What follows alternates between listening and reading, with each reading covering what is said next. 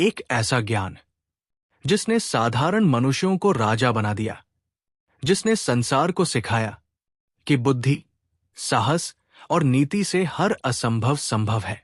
ये वही ग्रंथ है जिसने हजारों साल पहले बताया था कैसे जिए, कैसे सोचें और कैसे विजयी बने।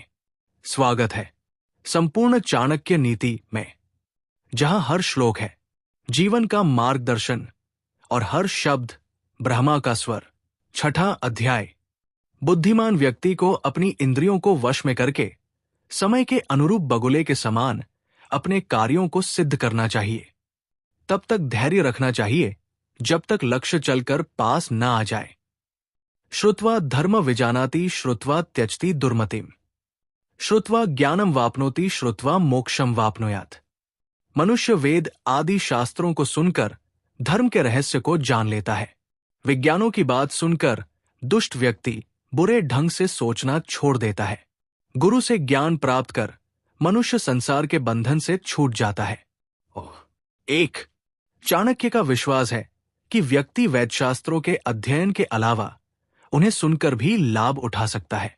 उनका कहना है कि वेद आदि शास्त्रों के सुनने से व्यक्ति धर्म के रहस्य को समझ सकता है और विज्ञानों के उपदेश सुनकर अपने बुरे विचारों को त्याग सकता है। सुनने का अर्थ वेद प्रतिपादित ज्ञान को गुरुमुख से श्रवण करना भी है। इस प्रकार ज्ञान की प्राप्ति श्रवण से ही होती है, जिससे मनुष्य संसार के बंधनों से मुक्त हो जाता है। आचार्य ने इस श्लोक द्वारा श्रवण के महत्व पर प्रकाश डाला है। ये श्रवण विज्ञान और अनुभवी गुरु के मुख से होने पर ही फल देता है। सुनो, मनन करो और उसे आत्मसात करो। ये श्रुति वाक्य है। पक्षिणा काकश्चांडाल पशुना चैव कुक्कुरा, मुनिना कोपी चांडाल सर्वेशा चैव निंदक। पक्षियों में कौआ, पशुओं में कुत्ता, मुनियों में क्रोध करने वाला और सामान्य जन में दूसरे लोगों की निंदा करने वाला व्यक्ति दुष्ट और चांडाल होता है। 2. भाव यह है कि दुष्ट और चांडाल प्राणी सभी स्थानों पर होते हैं, परंतु दुष्टता की सीमा कहाँ होती है, इसकी व्याख्या चाणक्य ने की है। कौआ पक्षियों में इसलिए सबसे अधिक गंदा और दुष्ट माना गया है क्योंकि उसे किसी प्रकार की शुचिता का कोई भी ज्ञान नहीं होता। वो सदैव गंदगी पर जाकर बैठता है। पशुओं में कुत्ते का भी वही हाल है। आचार्य का कहना है कि ऋषि मुनियों में भी जो व्यक्ति क्रोध करता है उसे दुष्ट और चांडाल मानना चाहिए, परंतु सामान्य व्यक्तियों में दुष्ट और चांडाल वह है जो दूसरों की निंदा करता है। भस्मना शुद्ध्यते कांस्य ताम्रमम्लेन शुद्ध्यति, रजसा शुद्ध्यते नारी नदी वेगेन शुद्ध्यति। कांसे का बर्तन राख से मांजने पर, तांबा खटाई से, स्त्री रजस्वला होने के बाद तथा नदी का जल तीव्र वेग से शुद्ध होता है। 3. भ्रमण संपूज्यते राजा भ्रमण संपूज्यते द्विज, भ्रमण संपूज्यते योगी स्त्री भ्रमंती विनश्यति। अपनी प्रजा में घूम फिरकर उसकी स्थिति को जानने वाले राजा की प्रजा उसकी पूजा करती है। जो द्विज अर्थात विद्वान ब्राह्मण देश प्रदेश की भूमि पर ज्ञान का प्रचार करता है उसकी पूजा होती है। जो योगी सदा घूमता रहता है वो आदर सत्कार का भागी होता है, परंतु भ्रमण करने वाली स्त्री भ्रष्ट हो जाती है। 4. राजा का कर्तव्य यह है कि वो स्वयं भी अपने राज्य में घूम फिरकर प्रजा की वास्तविक स्थिति ज्ञात करने की कोशिश करे। वो अपने ज्ञान के अनुसार उसके दुख दूर करने का प्रयत्न कर सकता है। ब्राह्मण का कर्तव्य है कि वो घूम फिरकर लोगों को शास्त्रों का ज्ञान दे। एक स्थान पर रुकने से उस स्थान और वहां संपर्क में आने वाले लोगों से संबंध स्थापित होने के कारण आसक्ति और मोह का हृदय में उठ खड़ा होना स्वाभाविक है। ये स्थिति योगी को बांधती है। इसके लिए योगी का एक स्थान पर 24 घंटों से ज्यादा नहीं रुकना चाहिए। इसके विपरीत इन लोगों के समान इधर उधर घूमने वाली नारी अपने धर्म से विचलित हो जाती है। स्त्री का इधर उधर घूमना परिवार के अपमान का कारण होता है और वो समाज की नजरों में गिर जाता है। तादृशी जायते बुद्धिर्व्यवसायोपि तादृशा, सहायस्तादृशा एव यादृशी भवितव्यता। मनुष्य जैसा भाग्य लेकर जन्म लेता है उसकी बुद्धि उसी के अनुसार प्रवृत्त होती है और वो व्यवसाय अथवा कामधंधा भी वैसा ही चुनता है तथा उसके सहायक भी उसी प्रकार के होते हैं। 5. आचार्य का कहना है कि जो होना है वो तो होकर ही रहता है। मनुष्य कामधंधे के लिए अपनी बुद्धि के अनुरूप ही व्यवसाय का चुनाव करता है और उसके कामधंधे में सहायता करने वाले भी उसके विचारों के अनुरूप मिल जाते हैं। काल पचती भूतानि काल संहरते प्रजा, काल सुप्तेषु जागर्ति कालो ही दुर्तिक्रमा। समय सब प्राणियों को अपने पेट में पचा लेता है, अर्थात सबको नष्ट कर देता है। काल ही सबकी मृत्यु का कारण होता है। जब सब लोग सो जाते हैं तो काल ही जागता रहता है। इसमें संदेह नहीं कि काल बड़ा बलवान है। काल से पार पाना अत्यंत कठिन है। 6. व्यक्ति काल के प्रभाव से नहीं बच सकता है। जीवों सहित सभी वस्तुएं काल के प्रभाव से नष्ट हो जाती है। सबके सो जाने पर भी वो काल जागता रहता है। काल चक्र सृष्टि के आरंभ से लेकर प्रलय काल तक चलता रहता है, कभी नहीं रुकता। जो उसकी उपेक्षा करता है, काल, समय उसे पीछे छोड़कर आगे निकल जाता है। काल हम सबके साथ ऐसे खेलता है जैसे शिकार बने चूहे के साथ बिल्ली क्रीड़ा करती है। न पश्यति च जन्मांधे कामांधो नैव पश्यति, न पश्यति मदोन्मत्तो स्वार्थी दोषान न पश्यति। जन्म से अंधे को, कामांध को और शराब आदि के नशे में मस्त व्यक्ति को कुछ दिखाई नहीं देता। स्वार्थी व्यक्ति की भी यही स्थिति है, क्योंकि वह उस व्यक्ति के दोषों को देख नहीं पाता जिससे उसके स्वार्थ की पूर्ति होती हो। 7. स्वयं कर्म करोत्यात्मा स्वयं तत्फल मश्नुते, स्वयं भ्रमति संसारे स्वयं तस्माद् विमुच्यते। जीवात्मा स्वयं कार्य करता है और उसका फल भी स्वयं भोगता है। वो स्वयं ही विभिन्न योनियों में जन्म लेकर संसार में भ्रमण करता है और स्वयं ही अपने पुरुषार्थ से संसार के बंधनों तथा आवागम के चक्र से छूटकर मुक्ति को प्राप्त करता है। 8. आचार्य के अनुसार व्यक्ति जैसे कर्म करता है उसके अनुसार ही उसे कर्मों का फल भोगना पड़ता है। कर्मों के फल के अनुरूप ही उसे दुख और सुख मिलता है। वो स्वयं ही अपने कर्मों के अनुसार संसार में विभिन्न योनियों में जन्म लेता है और जन्म मरण के चक्र में पड़ा रहता है। उसे इस चक्र से मुक्ति भी स्वयं उसके श्रेष्ठ कार्यों से ही मिलती है। आचार्य का कथन है कि बंधन और मुक्ति दोनों तुम्हारे हाथों में है।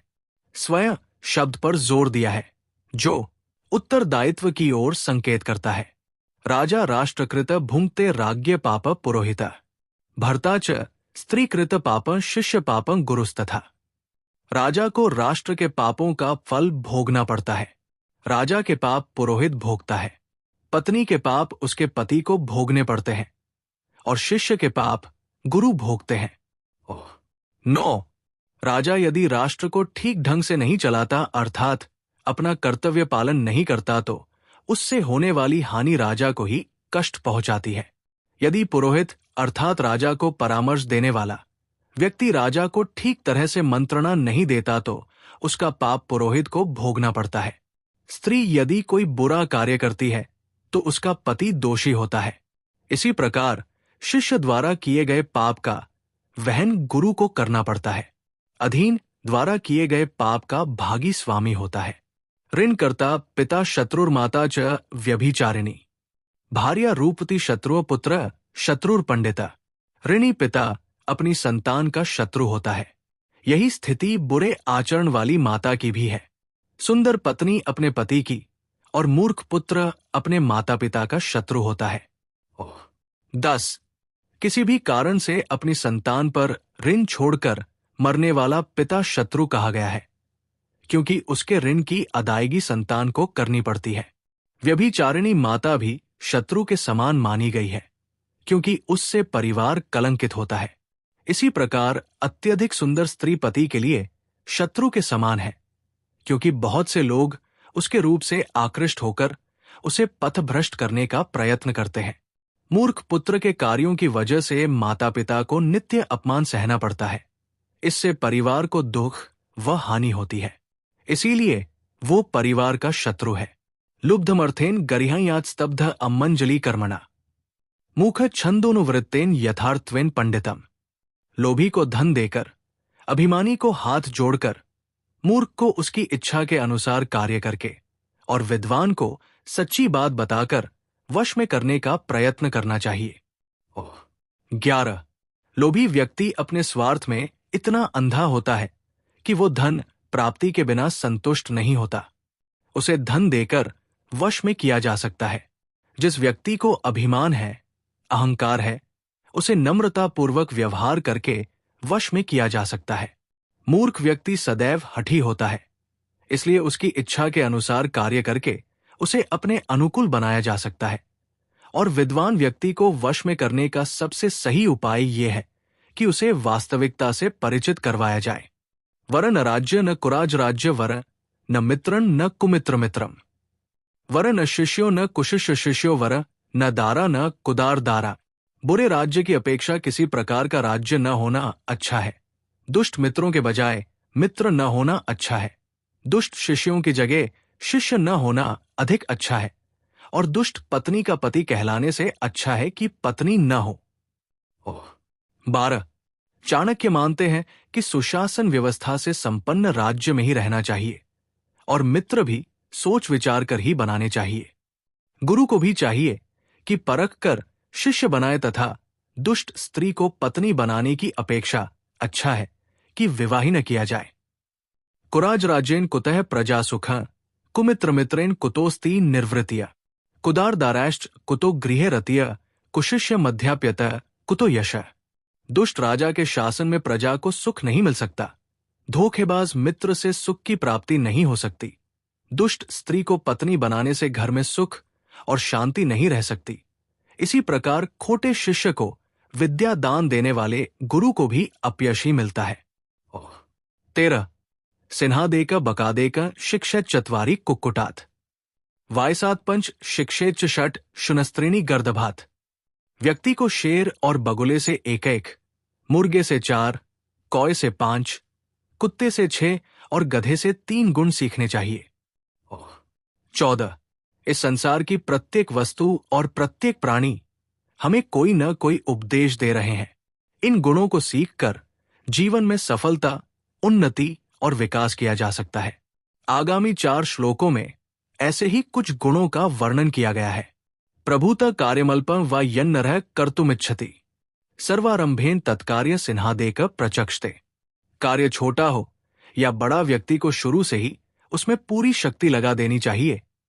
ये शिक्षा हम सिंह से ले सकते हैं। 15.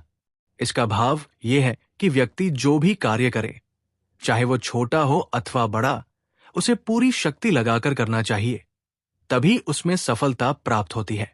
सिंह पूरी शक्ति से शिकार पर झपटता है, वो बड़ा हो या छोटा। बड़े को देखकर घबराता नहीं और छोटे की उपेक्षा नहीं करता। सफलता पाने के लिए प्रयास पर विश्वास आवश्यक है। इंद्रियाणि च संयम्य बकवत पंडितो नरः, देश कालबल ज्ञात्वा सर्व कार्याणि साध्येत। बुद्धिमान व्यक्ति को अपनी इंद्रियों को वश में करके समय के अनुरूप अपनी क्षमता को तौलकर बगुले के समान अपने कार्य को सिद्ध करना चाहिए। 16. बगुला जब मछली को पकड़ने के लिए एक टांग पर खड़ा होता है तो उसे मछली के शिकार के अतिरिक्त अन्य किसी बात का ध्यान नहीं होता। इसी प्रकार बुद्धिमान व्यक्ति जब किसी कार्य की सिद्धि के लिए प्रयत्न करे तो उसे अपनी इंद्रियां वश में रखनी चाहिए। मन को चंचल नहीं होने देना चाहिए तथा चित्त एक ही दिशा में, एक ही कार्य की पूर्ति में लगा रहे, ऐसा प्रयास करना चाहिए। शिकार करते समय बगुला इस बात का पूरा अंदाजा लगा लेता है कि किया गया प्रयास निष्फल तो नहीं जाएगा। प्रत्युत्थान च युद्धं च संविभागं च बंधुषु, स्वयमाक्रम्य भुक्तं च शिक्षेत चत्वारि कुक्कुटात्।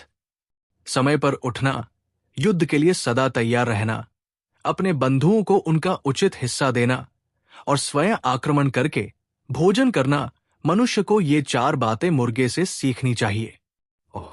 17. गूढ़ मैथुन चरित्वं च काले काले च संग्रहम्, अप्रमत्तम विश्वास पंच शिक्षेत च वायसात्।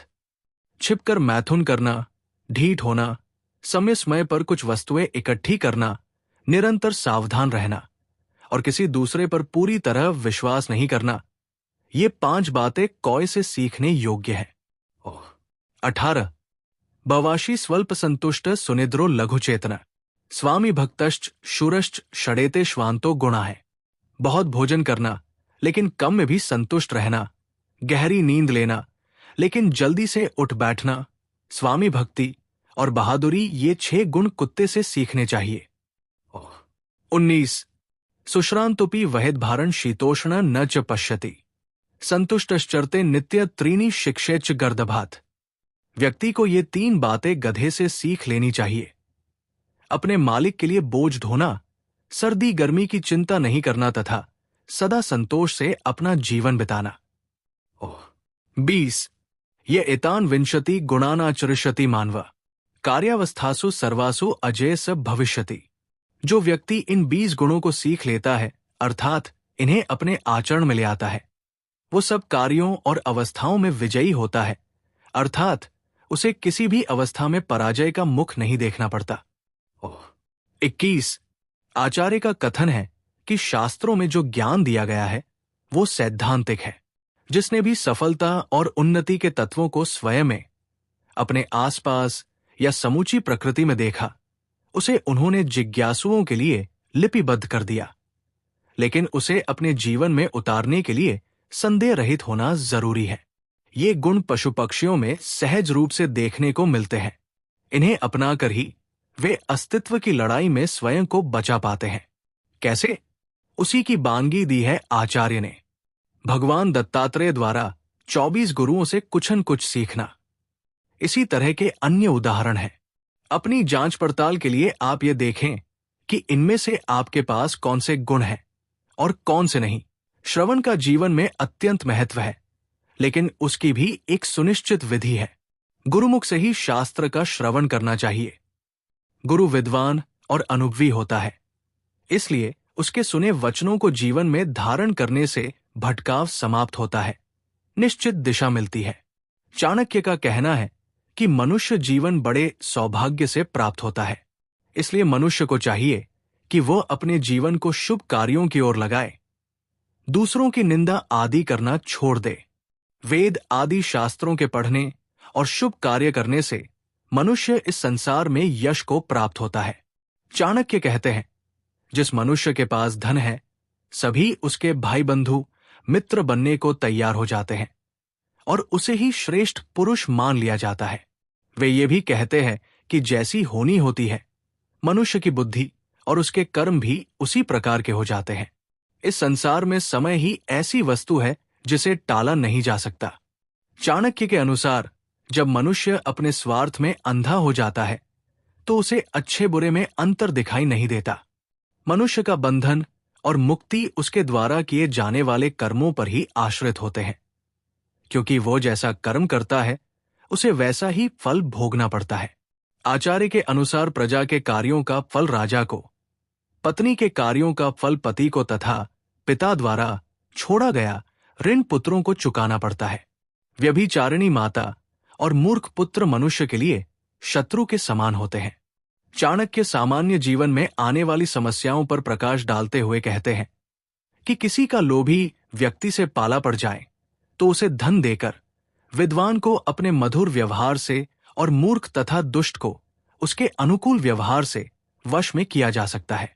ऐसे राज्य में रहना उचित नहीं जहां सुव्यवस्था न हो।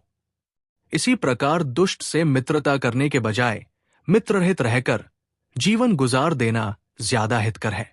चाणक्य का कहना है कि सिंह से एक गुण सीखना चाहिए, किसी भी कार्य को करते समय उसमें अपनी पूरी शक्ति लगाना। बगुलाम मछली पकड़ने के लिए आंखें बंद करके एक टांग पर खड़ा होता है। ये इंद्रियों को वश में करने का उदाहरण है। ये बगुले से सीखने योग्य गुण है। प्रयास करना महत्वपूर्ण है, इसलिए उसे करने से पहले अपनी क्षमता को परख लें। बगुला ये निश्चित हो जाने के बाद ही कि अब शिकार बच नहीं सकता, अपना प्रयास करता है। इसी प्रकार मुर्गे से 4 बातें सीखनी चाहिए। मनुष्य को ब्रह्म मुहूर्त में उठना, झगड़े का संकट उत्पन्न होने पर पीछे न हटना और जो कुछ भी प्राप्त हो उसे अपने भाई बंधुओं में बांटकर ही उपयोग में लाना। इसी प्रकार कौए में भी 5 गुण होते हैं।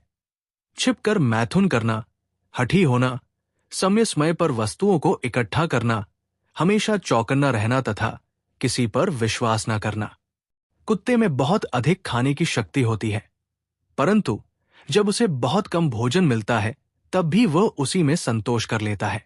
वो एकदम गहरी नींद में सो जाता है, परंतु अत्यंत सतर्क रहता है और जरा सी आहट होने पर ही जाग उठता है। उसे अपने मालिक से प्रेम होता है और समय पड़ने पर वो वीरतापूर्वक शत्रु से लड़ता भी है। इसी प्रकार गधा अत्यंत थका होने पर भी अपने काम में लगा रहता है। उसे सर्दी गर्मी आदि किसी बात का कष्ट नहीं होता और अपने जीवन से पूर्ण रूप से संतुष्ट रहता है। चाणक्य के अनुसार जो व्यक्ति इन गुणों को धारण कर लेता है उसे जीवन में सफलता प्राप्त होती ही है। सफलता की कामना करने वाले को चाहिए कि वो इन गुणों को अपने जीवन में विशेष स्थान दे। इनके आधार पर हम अपनी संभावनाओं को भी आंक सकते हैं।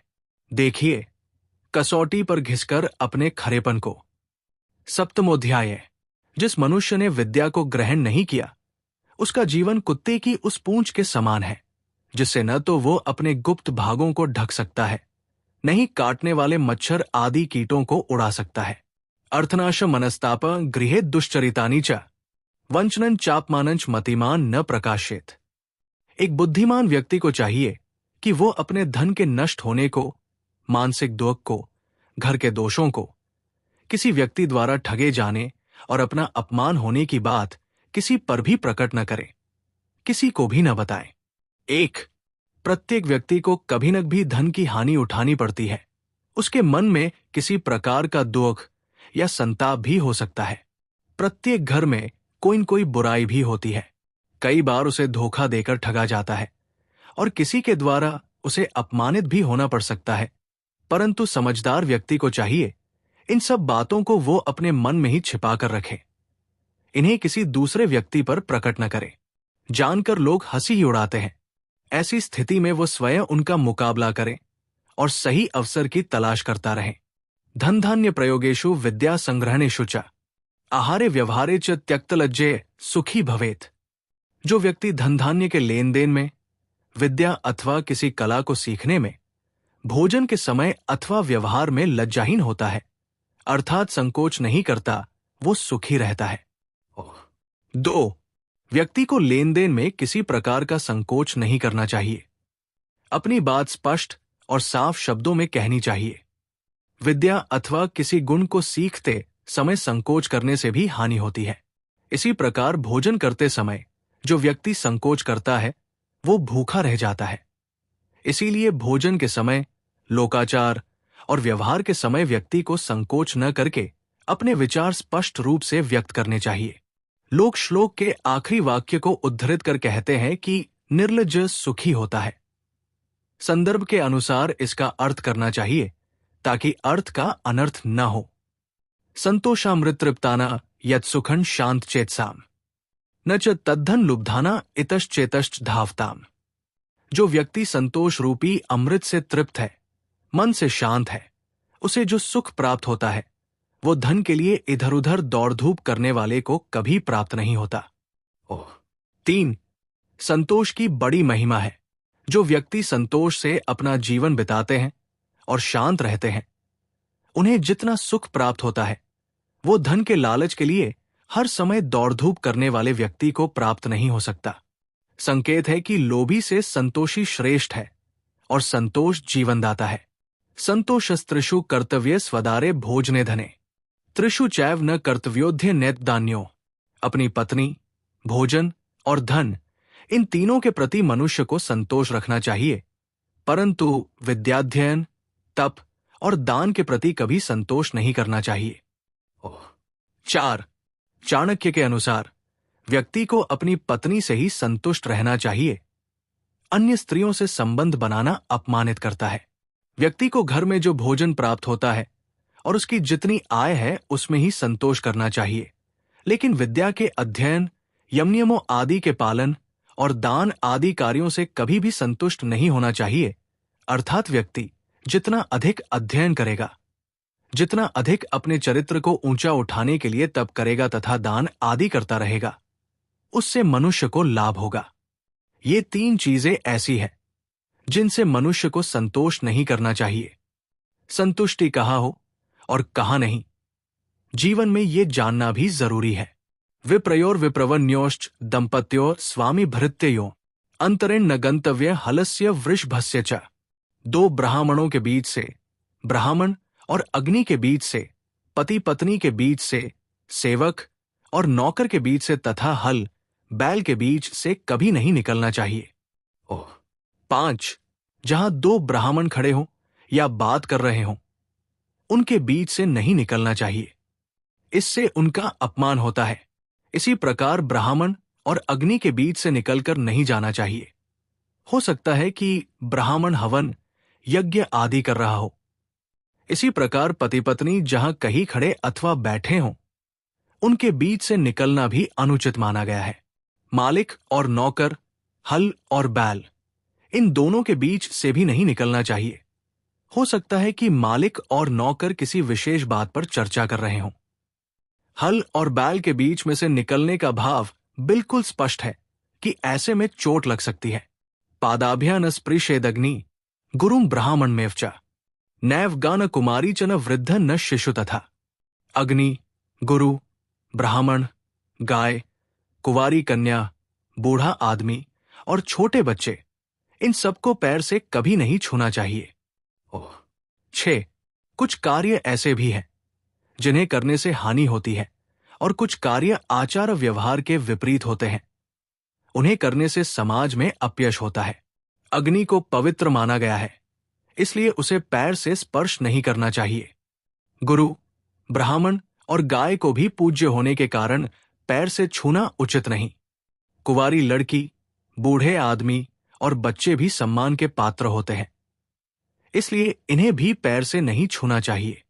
पूज्य को यथायोग्य सम्मान देने पर यदि आयु, विद्या, यश और बल की प्राप्ति होती है, तो अनादर करने से इनकी हानि भी तो होगी ही। इतिहास में ऐसे कई उदाहरण हैं जिनसे इस कथन की पुष्टि होती है। शक्टन पंचहस्तेन दशहस्तेन वाजिनम, हस्ति शतहस्तेन देशत्यागेन दुर्जनम। बैलगाड़ी से 5 हाथ, घोड़े से 10 हाथ और हाथी से 100 हाथ दूर रहने में ही मनुष्य की भलाई है। लेकिन दुष्ट से बचने के लिए यदि स्थान विशेष का त्याग भी करना पड़े तो हिचकना नहीं चाहिए। 7 व्यक्ति को स्वयं इस बात का प्रयत्न करना चाहिए कि किसी कारणवश उसे हानि न पहुंचे। बैलगाड़ी के बिल्कुल निकट चलने से कोई दुर्घटना हो सकती है। घोड़ा किसी प्रकार की हानि पहुंचा सकता है। हाथी से भी कुचले जाने का भय रहता है, इसलिए इनसे दूर रहना चाहिए। चाणक्य का मानना है कि दुष्ट व्यक्ति इन सबसे बुरा होता है।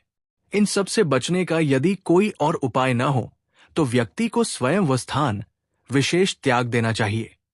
हस्ति अंकुशमात्रेन वाजी हस्तेन ताड्यते, श्रृंगी लगुढ़स्तेन खड्गहस्तेन दुर्जना। हाथी को अंकुश से वश में किया जाता है, घोड़े को हाथ की थाप से सीधे रास्ते पर लगाया जाता है। सींग वाले पशुओं को डंडा मारकर सीधे रास्ते पर लाया जा सकता है, परंतु दुष्ट व्यक्ति को हाथ में पकड़ी हुई तलवार से मारा जाना चाहिए, क्योंकि वो वश में नहीं आता, उसे नष्ट ही करना होता है। 8 तुष्यंती भोजने विप्रा मयूरा घनगर्जिते, साधव परसंपत्तो खलय पर विपत्तिषु। ब्राह्मण भोजन से तृप्त हो जाता है, मोर बादलों के गर्जने पर। सज्जन दूसरे को संपन्न और सुखी देखकर, परंतु दुष्ट दूसरों को विपत्ति में पड़ा देखकर प्रसन्न होते हैं। 9 आचार्य चाणक्य ने यहां स्वभाव की ओर संकेत किया है। भोजन करके ब्राह्मण संतुष्ट होता है, क्योंकि इससे उसे खिलाने वाले को पुण्य की प्राप्ति होती है।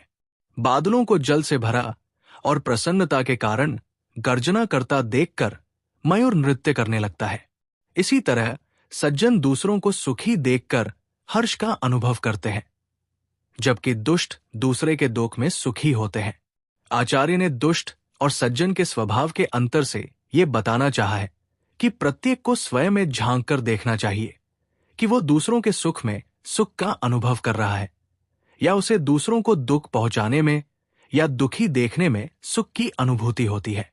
पहली स्थिति सज्जन की है और दूसरी दुष्ट व्यक्ति की। अनुलोमेन बलिन प्रतिलोमेन दुर्जनम। आत्मतुल्यबल शत्रु विन्येन बलेन वा। बलवान शत्रु को अनुकूल तथा दुष्ट शत्रु को प्रतिकूल व्यवहार द्वारा अपने वश में करें। इसी प्रकार अपने समान बल वाले शत्रु को विनम्रता या बल द्वारा, जो भी उस समय उपयुक्त हो, अपने वश में करने का प्रयत्न करना चाहिए। 10. चाणक्य का कहना है कि समय और स्थिति के अनुसार अपने शत्रु से व्यवहार करना चाहिए। यदि शत्रु बलवान है तो विनयपूर्वक उसे जीतने का प्रयत्न करना चाहिए अथवा अपने अनुकूल बनाने का प्रयत्न करना चाहिए। दुष्ट शत्रु के साथ प्रतिकूल व्यवहार करना चाहिए, क्योंकि सज्जनता पूर्वक किए गए व्यवहार को वो कमजोरी समझेगा। इसलिए उसके साथ ऐसा व्यवहार इस प्रकार किया जाना चाहिए ताकि उसकी दुष्टता पर अंकुश लगे। बाहुवीर्य बल राज्ञो ब्राह्मणो ब्रह्मविद बली रूपियो वन माधुर्यन स्त्रीना बलमुत्तमम। राजा का बल अथवा शक्ति उसकी भुजाओं का बल है, ब्राह्मण का बल उसका ज्ञान है और स्त्रियों का बल रूप और यौवन के साथ साथ उनका सुमधुर व्यवहार है। 11. राजा के भुजबल से चाणक्य का भाव उसकी सशस्त्र सेना से है।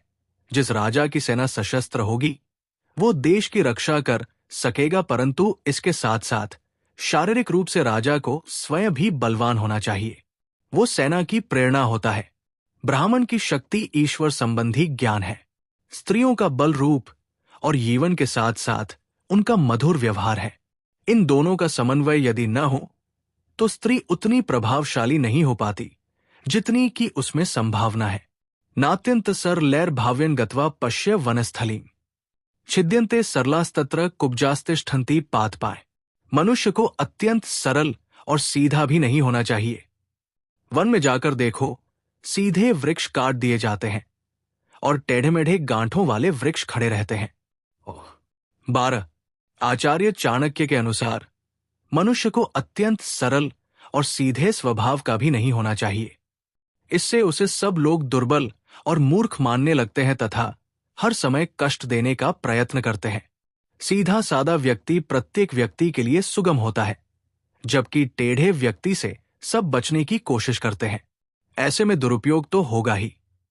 यत्रोत्कट तत्र वसंती हसाए तथैव शुष्कन परिवर्जयन्ति न हस्तुल्यन नरेन भाव्य पुनस्त जनते पुनराश्रयन्ते। जहां जल रहता है वहां हंस रहते हैं, और जब जल सूख जाता है तो हंस उस स्थान को छोड़ देते हैं। मनुष्य को हंस के समान स्वार्थी नहीं होना चाहिए, क्योंकि वे कभी त्याग करते हैं और कभी आश्रय लेते हैं। 13. मनुष्य ही नहीं देवता भी स्वार्थी है। जब तक कोई स्तुति करता है, संबंध रखते हैं, फिर छोड़ देते हैं। लेकिन चाणक्य इसे ठीक नहीं मानते। उनका मानना है कि सुख में ही नहीं, दुख में भी साथ नहीं छोड़ना चाहिए। यदि किसी ने समय पर आपके लिए कुछ किया है तो ऐसा नीति की दृष्टि से भी आवश्यक है। संबंधों को तोड़ना बुद्धिमान व्यक्ति का स्वभाव या गुण नहीं है। कभी भी किसी की जरूरत पड़ सकती है।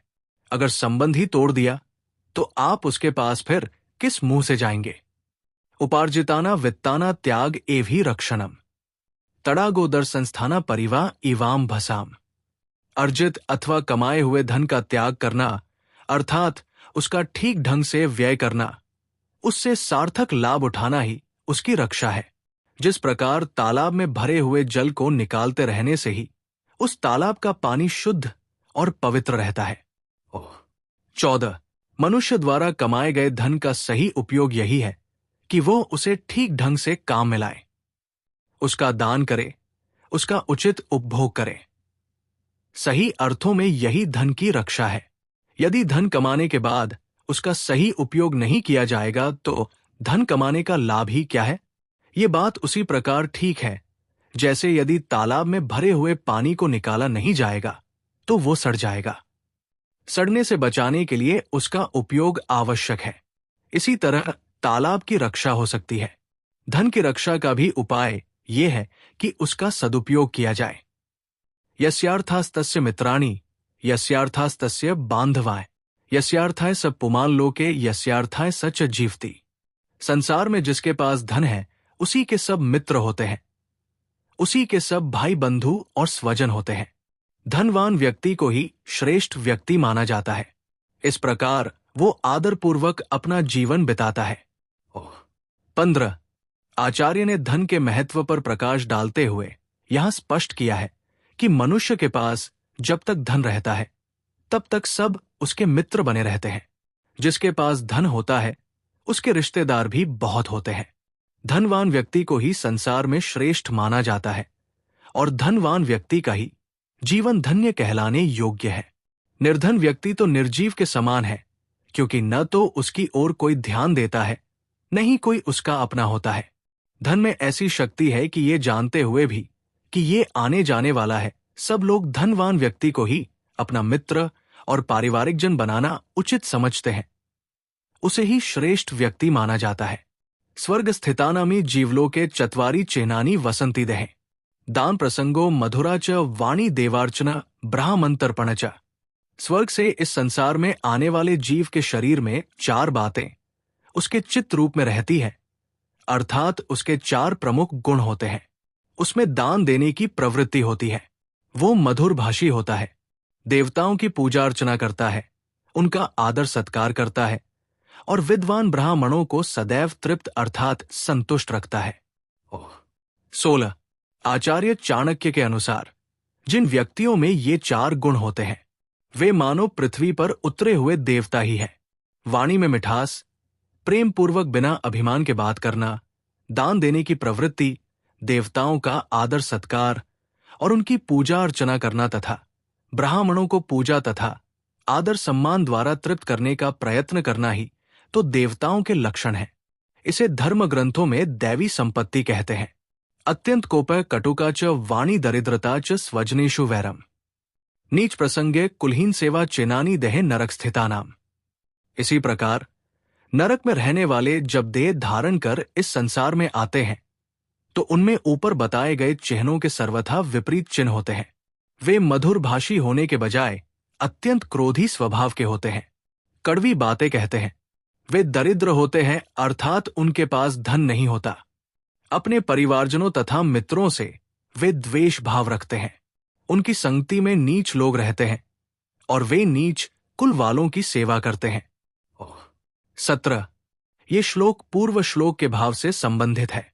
दुष्ट लोग अत्यंत क्रोधी स्वभाव के होते हैं, मधुर भाषण करने के बजाय कठोर और कड़वी बातें बोलते हैं। वे दरिद्र होते हैं अर्थात उनके पास धन नहीं होता। जिस प्रकार कुत्ता दूसरे अपरिचित कुत्ते को देखकर उस पर भौंकता है, उसी प्रकार दुष्ट अपनों से भी वैरभाव रखने लगता है। उसके संगी साथी नीच होते हैं और वो नीच लोगों की ही सेवा करता है। ऐसे लोग नरक से आते हैं और जहां रहते हैं वहां भी नरक ही बना देते हैं। गम्यते यदि मृगेंद्र मंदिरन लभ्यते करिकपोल मौक्तिकम जम्बू काल्यक्ते च प्राप्यते वत्सपुच्छ खर चर मखंडनम। यदि कोई मनुष्य सिंह की गुफा में पहुंच जाए तो वहां संभव है कि उसे हाथी के मस्तक का मोती गजमुक्ता प्राप्त हो जाए, लेकिन यदि कोई गीदड़ की गुफा में जाएगा तो वहां उसे किसी बछड़े की पूंछ का अथवा गधे की खाल का टुकड़ा ही प्राप्त होगा। 18 इस श्लोक से चाणक्य का भाव यह है कि साहसी और शूरवीर व्यक्ति की संगति में यद्यपि भय और खतरा है, फिर भी वहां रत्नों की प्राप्ति हो सकती है, परंतु दुष्ट, कायर और ठग व्यक्ति के पास तो कुछ भी हाथ नहीं लगता। कुछ मिलता भी है तो वो तुच्छ तथा निकृष्ट होता है। शुने पुच्छ में व्यर्थ जीवित विद्या विना न गुह्य गोपने शक्त न च दंश निवारणे। विद्या के बिना मनुष्य का जीवन कुत्ते की उस पूंछ के समान है, जिससे न तो वो अपने शरीर के गुप्त भागों को ढक सकता है और न ही काटने वाले मच्छरों आदि को उड़ा सकता है। 19 वाच शौचन च मनसे शौचमिंद्रिय निग्रह सर्वभूते दया शौच एतत् शौच परार्थनाम। वाणी की पवित्रता, मन की शुद्धि, इंद्रियों का संयम, प्राणी मात्र पर दया, धन की पवित्रता मोक्ष प्राप्त करने वाले के लक्षण होते हैं। 20 नीति ग्रंथों में अध्यात्म से संबंधित श्लोकों का आना कुछ पाठकों को खटक सकता है। उन्हें ऐसा लगेगा मानो आचार्य अपने लक्ष्य से भटक गए हैं, लेकिन ऐसा समझना आचार्य चाणक्य के व्यक्तित्व को न समझ पाना है। अपनी कूटनीतिक चालों से शत्रु को मात देने वाले आचार्य अपने लक्ष्य को प्राप्त करने में इसीलिए सफल हुए क्योंकि वे अपने अंतर्मन से उतने सरल और सहज थे। महान उद्देश्य को प्राप्त करने के लिए लघु स्वार्थों को छोड़ने की उन्होंने शिक्षा ही नहीं दी, उन्हें अपने आचरण में भी विशिष्ट स्थान दिया। अध्यात्म उनके जीवन का आधार था। बंधन तो लीला मात्र है, असल में तो उनके सारे प्रयास मुक्ति के लिए ही थे। उन्होंने इन श्लोकों द्वारा बताया कि भगवत्ता और दिव्यता कहीं अन्यत्र नहीं है, प्रत्येक में वो रचीब सी है, जरूरत है उसका अनुभव करने की। आचार्य ने उस अनुभव के लिए शुचिता, पवित्रता को सबसे आवश्यक माना है। जो वाणी और मन से पवित्र होगा और जो दूसरों को दुखी देखकर दुखी होता होगा, वही विवेकवान हो सकता है। परोपकार की भावना हो लेकिन इंद्रियों पर संयम न हो तो भी अपने लक्ष्य को पाया नहीं जा सकता। एक स्थिति प्राप्त करने के बाद मार्ग से भटकने का भय बना रहता है। संयमी तो वहां स्वयं को संभाल लेता है जहां इंद्रिय लोलुप उलझ जाता है। बिना विवेक के सत्य का ज्ञान नहीं होता और उसके बिना बंधन मुक्त भी नहीं हुआ जा सकता। पुष्पे गंध तिले तैलं काष्ठेग्नि पैसे घृतम इक्षो गुणन तथा देहे पश्चात्मान विवेकता। जैसे फूल में सुगंध होती है, तिलों में तेल होता है, सूखी लकड़ी में अग्नि होती है, दूध में घी और ईख में गुड़ तथा मिठास होती है, वैसे ही शरीर में आत्मा और परमात्मा विद्यमान है। बुद्धिमान मनुष्य को विवेक का सहारा लेकर आत्मा और परमात्मा को जानने का प्रयत्न करना चाहिए। 21 आचार्य ने साधन और साध्य दोनों का स्पष्ट कथन किया है। यहां मनुष्य को कई कारणों से धन की हानि होती है, कई कारणों से वो दुखी रहता है, परिवार में कभी कुछ दोष भी आ जाते हैं तथा कई बार उसे धूर्त लोगों के हाथों से धोखा भी उठाना पड़ता है। चाणक्य का कहना है कि मनुष्य को ऐसी बातों को किसी दूसरे पर प्रकट करने की आवश्यकता नहीं, क्योंकि ऐसा करने से जगहसाई के अतिरिक्त कुछ हाथ नहीं आता। इससे सामाजिक प्रतिष्ठा पर भी आंच आती है। जो मनुष्य लेन देन के संबंध में संकोच करता है, उसे हानि उठानी पड़ती है। किसी विद्या की प्राप्ति अथवा कोई गुण सीखते समय भी मनुष्य को संकोच नहीं करना चाहिए।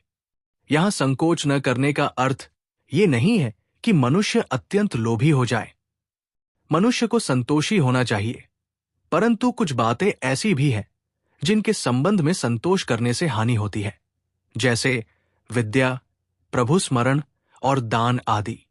यहां आचार्य ने सामान्य आचरण की बातों का भी उल्लेख किया है, क्योंकि इनसे व्यक्तिगत रूप से लाभ होता है और सामाजिक प्रतिष्ठा भी प्राप्त होती है। जहां दो मनुष्य बात कर रहे हों, उनके बीच में नहीं पड़ना चाहिए। इसी प्रकार जब कोई ब्राह्मण हवन आदि कर रहा हो तो उसके बीच से गुजरना ठीक नहीं। हल और बैल के बीच में जो अंतर होता है उसे बनाए रखना चाहिए। यदि उस बीच में आने का कोई प्रयत्न करेगा तो हल के फाल अगले तीखे भाग से घायल हो जाएगा।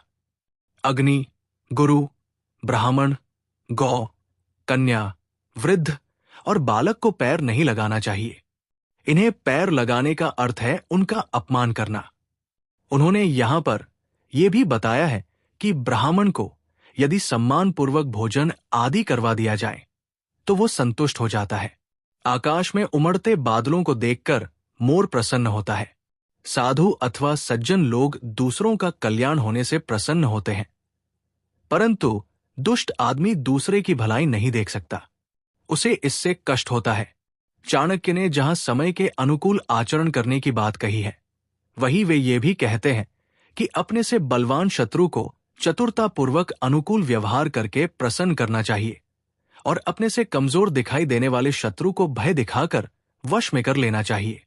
इस प्रकार राजा में चतुरता, विनम्रता और बल का सम्मिश्रण होना चाहिए। ब्राह्मण को अपनी शक्ति वेद आदि शास्त्रों के ज्ञान से बढ़ानी चाहिए, जबकि स्त्रियों की शक्ति उनकी मधुर वाणी है। चाणक्य कहते हैं कि व्यक्ति को अत्यंत सरल और सीधे स्वभाव का भी नहीं होना चाहिए। सीधे व्यक्ति को सब अपने उपयोग में लाना चाहते हैं, जिससे उसे अक्सर हानि ही होती है, क्योंकि उसके हित की चिंता किसी को नहीं होती। आचार्य के अनुसार व्यक्ति को सदैव अपना रूप नहीं बदलते रहना चाहिए और न ही अपना स्थान। वे कहते हैं कि केवल उसी धनी व्यक्ति का सम्मान समाज में होता है जो उस धन का सदुपयोग करता है, अर्थात अच्छे धन को कामों में लगाता है। क्योंकि जो अच्छे लोग इस संसार में आते हैं उनमें दान देने की प्रवृत्ति होती है। जो कटु भाषण नहीं करते, देवी देवता तथा ईश्वर की पूजा करते हैं और ब्राह्मणों को भोजन आदि से संतुष्ट रखते हैं, वस्तुतः वे ही श्रेष्ठ पुरुष कहलाते हैं। इसके विपरीत आचरण करने वाले दुष्टों की श्रेणी में आते हैं। चाणक्य का कहना है कि मनुष्य को सदैव सज्जनों और अपने से उत्तम पुरुषों की ही संगति करनी चाहिए, अर्थात मनुष्य का लक्ष्य होना चाहिए कि वो अपने से श्रेष्ठ व्यक्तियों से संपर्क बनाए, तभी वो संसार में सफल हो सकता है। नीच लोगों के साथ रहने में सदैव हानि होती है। जिस प्रकार फूलों में सुगंध, तिलों में तेल, लकड़ी में आग, दूध में घी, ईख में गुड़ होने पर भी दिखाई नहीं देता, अर्थात ये चीजें इन वस्तुओं में विद्यमान रहती हैं, परंतु उन्हें आंख से देखा नहीं जा सकता। इसी प्रकार मनुष्य के शरीर में आत्मा विद्यमान रहती है। इसे प्रकट करने के लिए विशेष और सुव्यवस्थित प्रयास अर्थात विशेष प्रकार की निरंतर साधना आवश्यक है। इस अंतिम भाग में चाणक्य ने साधना और आध्यात्मिक विवेक पर जोर देते हुए सप्तम अध्याय का समापन किया है। 8वां अध्याय, परिचय। भूमि के अंदर से निकलने वाला पानी शुद्ध माना जाता है। पतिव्रता नारी पवित्र होती है। लोगों का कल्याण करने वाला राजा पवित्र माना जाता है और संतोषी ब्राह्मण को भी पवित्र माना गया है। अधमा धन मिच्छन्ति धनम मानंच मध्यमा, उत्तमाय मान मिच्छन्ति मानो ही महतान धनम। जो लोग संसार में केवल धन की इच्छा करते हैं वे अधम अर्थात नीच कोटि के हैं। मध्यम श्रेणी के लोग धन और सम्मान दोनों की इच्छा करते हैं, जबकि उत्तम कोटि के मनुष्यों को केवल आदर सम्मान ही चाहिए होता है। 1. संसार में धन की इच्छा तो सभी को रहती है, परंतु धन की प्राप्ति के लिए निम्न श्रेणी के लोग अन्य सब बातें भूल जाते हैं। सब कुछ भुलाकर धन के पीछे भागना ठीक नहीं। मध्यम श्रेणी के लोग वे हैं जो धन के साथ मान सम्मान की भी इच्छा रखते हैं। वे धन की प्राप्ति के लिए अपने मान सम्मान को दांव पर नहीं लगाते। श्रेष्ठ पुरुष अर्थात उत्तम कोटि के मनुष्य वे हैं जिनके लिए आदर सत्कार ही सब कुछ है। उत्तम कोटि के लोगों को महात्मा कहा जाता है। उनके लिए धन का विशेष महत्व नहीं होता। वे धन का प्रयोग जीने के लिए करते हैं, धन के लिए नहीं जीते हैं। इक्षुरापय पयो मूल तांबूल फलमौषधम, भक्त्वापि कर्तव्या स्नान दानादिकाह क्रिया। गन्ना, इक्षु, पानी, दूध, कंदमूल, फल, पान तथा दवाइयों का सेवन करने के बाद भी स्नान आदि और धर्म कार्य किए जा सकते हैं। 2. सामान्य भारतीयों में यह धारणा पाई जाती है कि स्नानाध्यान आदि करने के बाद ही फल और औषधि आदि का सेवन करना चाहिए, परंतु चाणक्य कहते हैं कि बीमारी की अवस्था में दूध, जल, कंदमूल फल और दवाई आदि का सेवन किया जा सकता है। इसमें कोई पाप नहीं। उसके बाद स्नान आदि करके पूजा पाठ और धार्मिक कार्य करना अनुचित नहीं है। दीपो भक्षते ध्वांत कजगलंच प्रसूयते, यदन्न भक्षनित्य जायते तादृशी प्रजा। दीपक अंधकार को खाता है और उससे काजल की उत्पत्ति होती है। इसी प्रकार मनुष्य जैसा अन्न खाता है वैसी ही उसकी संतान उत्पन्न होती है। 3.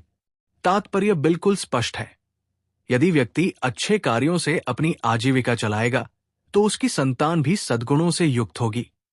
यदि वो चोरी और मक्कारी से पैदा किए हुए धन से अपनी संतान का पालन पोषण करता है तो संतान के विचार भी उसी प्रकार के निकृष्ट होंगे। आचार्य यहां संकेत दे रहे हैं कि जैसी संतान चाहते हो वैसा ही अन्न सेवन करो। संतान यदि फल है तो अन्न उसका बीज है। विद्या देहि गुणान्वितेषु मतिमान अन्यत्र देहि क्वचित, प्राप्त वारिनिधैर्ज लंघन मुखे माधुर्य युक्त सदा, जीवा स्थावर जंग मांश्च सकलान संजीव भूमंडलम, भूये पश्य तदेव कोटिगुणित गच्छन्त मम भूनिधिम। बुद्धिमान या अच्छे गुणों से युक्त मनुष्य को ही धन दो, गुणहीनों को धन मत दो। समुद्र का खारा पानी बादल के मीठे पानी से मिलकर मीठा हो जाता है और इस संसार में रहने वाले सभी जड़ चेतन, चर और अचर जीवों को जीवन देकर फिर समुद्र में मिल जाता है। 4. चाणक्य ने बुद्धिमान व्यक्ति को धन देने की उपमा वर्षा के जल से की है, अर्थात जिस प्रकार वर्षा का जल जड़चेतन आदि को जीवन देने के बाद फिर समुद्र में जा मिलता है और फिर समुद्र से करोड़ गुना अधिक बादलों को पुनः प्राप्त हो जाता है, उसी प्रकार गुणी व्यक्ति को दिया हुआ धन अनेक अच्छे कार्यों में प्रयुक्त होता है। ये श्लोक ये भी संकेत करता है कि यद्यपि धन अनेक दुर्गुणों से युक्त है, फिर भी गुणी व्यक्ति का साथ पाकर वो निर्दोष हो जाता है, जनोपयोगी हो जाता है। चांडालाना सहस्राश्च सूर्यभिस्तत्वदर्शिभिः एको ही यवने प्रोक्तो न नीचो यवनात् परा। तत्व को जानने वाले विद्वानों ने ये कहा है कि हजारों चांडालों के समान एक यवन अर्थात म्लेच्छ धर्म विरोधी होता है, इससे बढ़कर कोई दूसरा नीच नहीं होता। 5. यहां यवन शब्द का अर्थ किसी संप्रदाय विशेष से नहीं है, वरन अधर्म का आचरण करने वाले दुष्ट व्यक्ति से है। यदि इस शब्द का अर्थ समग्र रूप में लिया जाए तो वो है तन और मन से अशुद्ध तथा अपवित्र रहने वाला। नीचे दिया गया श्लोक इसी बात की पुष्टि करता है। तैलाभ्यंगे चिताधूमे मैथुने क्षौर कर्मणि तावत भवती चांडालो यावत स्नान न चाचरेत।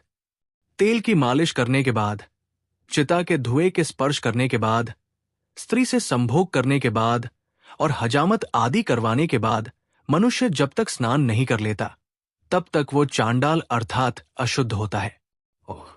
6. अजीर्णे भेषजम वारी जीर्णे वारी बलप्रदम भोजने चामृत वारी भोजनांते विषप्रदम। अपच की स्थिति में जल पीना औषधि का काम देता है और भोजन के पच जाने पर जल पीने से शरीर का बल बढ़ता है। भोजन के बीच में जल पीना अमृत के समान है, परंतु भोजन के अंत में जल का सेवन विष के समान हानिकारक होता है। 7. हत ज्ञान क्रियाहीनम हतश्चाज्ञान्तो नरः हत निर्णायक सैन्य स्त्रियों नष्टा स्वभर्तृकाः। आचरण के बिना ज्ञान व्यर्थ है, अज्ञान से मनुष्य नष्ट हो जाता है, सेनापति के अभाव में सेना नष्ट हो जाती है और पति से रहित स्त्रियां भी नष्ट हो जाती है। 8. यदि व्यक्ति को ज्ञान है कि कौन सा कार्य उचित है और कौन सा अनुचित, इसके बावजूद वह अपने आचरण में इस बात को नहीं अपनाता, तो ऐसा ज्ञान व्यर्थ है, उसका कोई लाभ नहीं। मनुष्य का जीवन बड़ी कठिनाई से प्राप्त होता है। ईश्वर ने प्राणी को बुद्धि इसीलिए दी है कि वो ज्ञानवान होकर शुभाचरण करे, किंतु कुछ लोग अपनी अज्ञानता के कारण जीवन संकट में डालकर नष्ट हो जाते हैं, अर्थात अज्ञान उन्हें निगल जाता है। इसी प्रकार सेनापति के बिना सेना व्यर्थ होती है और वह नष्ट हो जाती है। स्त्रियां भी पति के बिना दुष्ट लोगों द्वारा सताए जाने के कारण नष्ट हो जाती है। पति उसका रक्षक होता है, वही उसकी रक्षा करता है। पति के बिना वो अपने मार्ग से भटक सकती है। इस संदर्भ में आज स्त्रियों की स्थिति में बहुत अंतर आया है। शिक्षा इसका प्रमुख कारण है।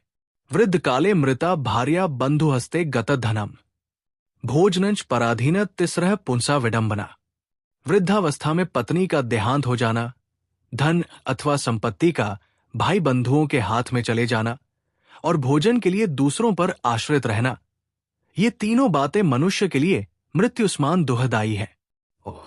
9. दुख जीवन का एक महत्वपूर्ण हिस्सा है, लेकिन वृद्धावस्था में यदि कोई पुरुष अपनी पत्नी को खो दे तो वो दारुण स्थिति है। जीवन साथी की जीवन में दो भूमिकाएं हैं, भोग और सहयोग। वृद्धावस्था में एक दूसरे के सहयोग की अपेक्षा होती है।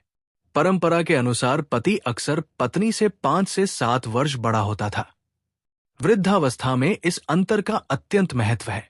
जब पूरे परिवार की अपनी दुनिया हो, वृद्ध एक तरह से निरर्थक हो चुके हों, बूढ़े दंपति ही एक दूसरे के लिए सार्थक हो।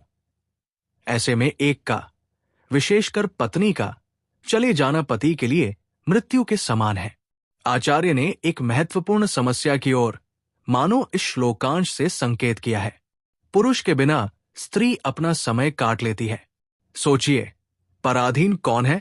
नाग्निहोत्रन विना वेदा न च दानव विना क्रिया न भावेन विना सिद्धस्तस्माद् भावो ही कारणम।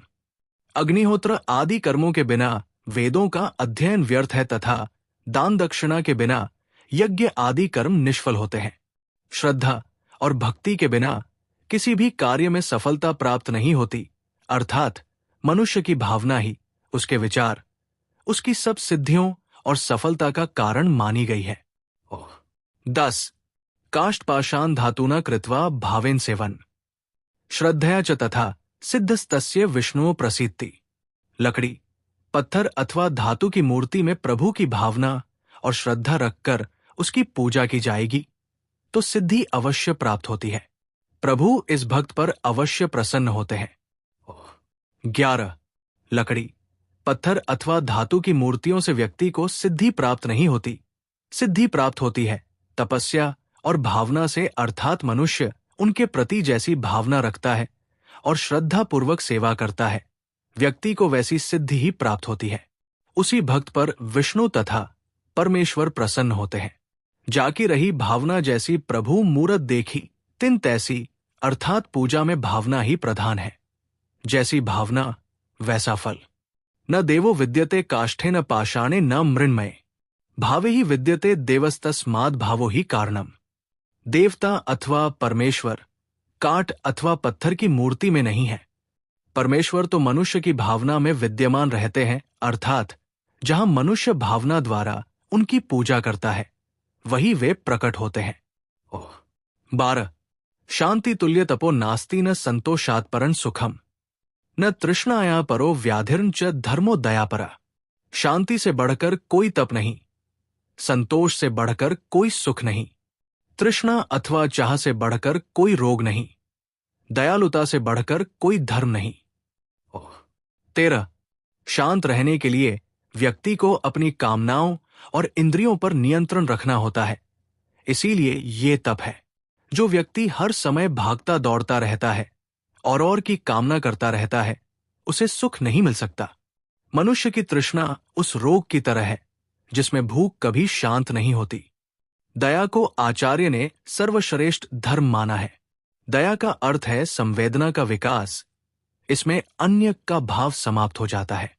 क्रोधो वैवस्वतो राजा तृष्णा वैतरणी नदी विद्या कामदुख धेनुओ संतोषो नंदन वनम। क्रोध यमराज के समान है, तृष्णा वैतरणी है, विद्या कामधेनु है और संतोष नंदन वन अर्थात इंद्र के उद्यान के समान है। 14. क्रोध यमराज के समान मृत्युदाता है। मनुष्य की इच्छाएं वैतरणी नदी के समान है जिनका पार नहीं पाया जा सकता। विद्या को सब कामनाओं को पूर्ण करने वाली कामधेनु बताया गया है। आत विद्वान सरलता पूर्वक धन और मान सम्मान दोनों को अर्जित कर सकता है। मनुष्य के जीवन में संतोष को इंद्र की वाटिका के समान अत्यंत सुख देने वाला माना गया है।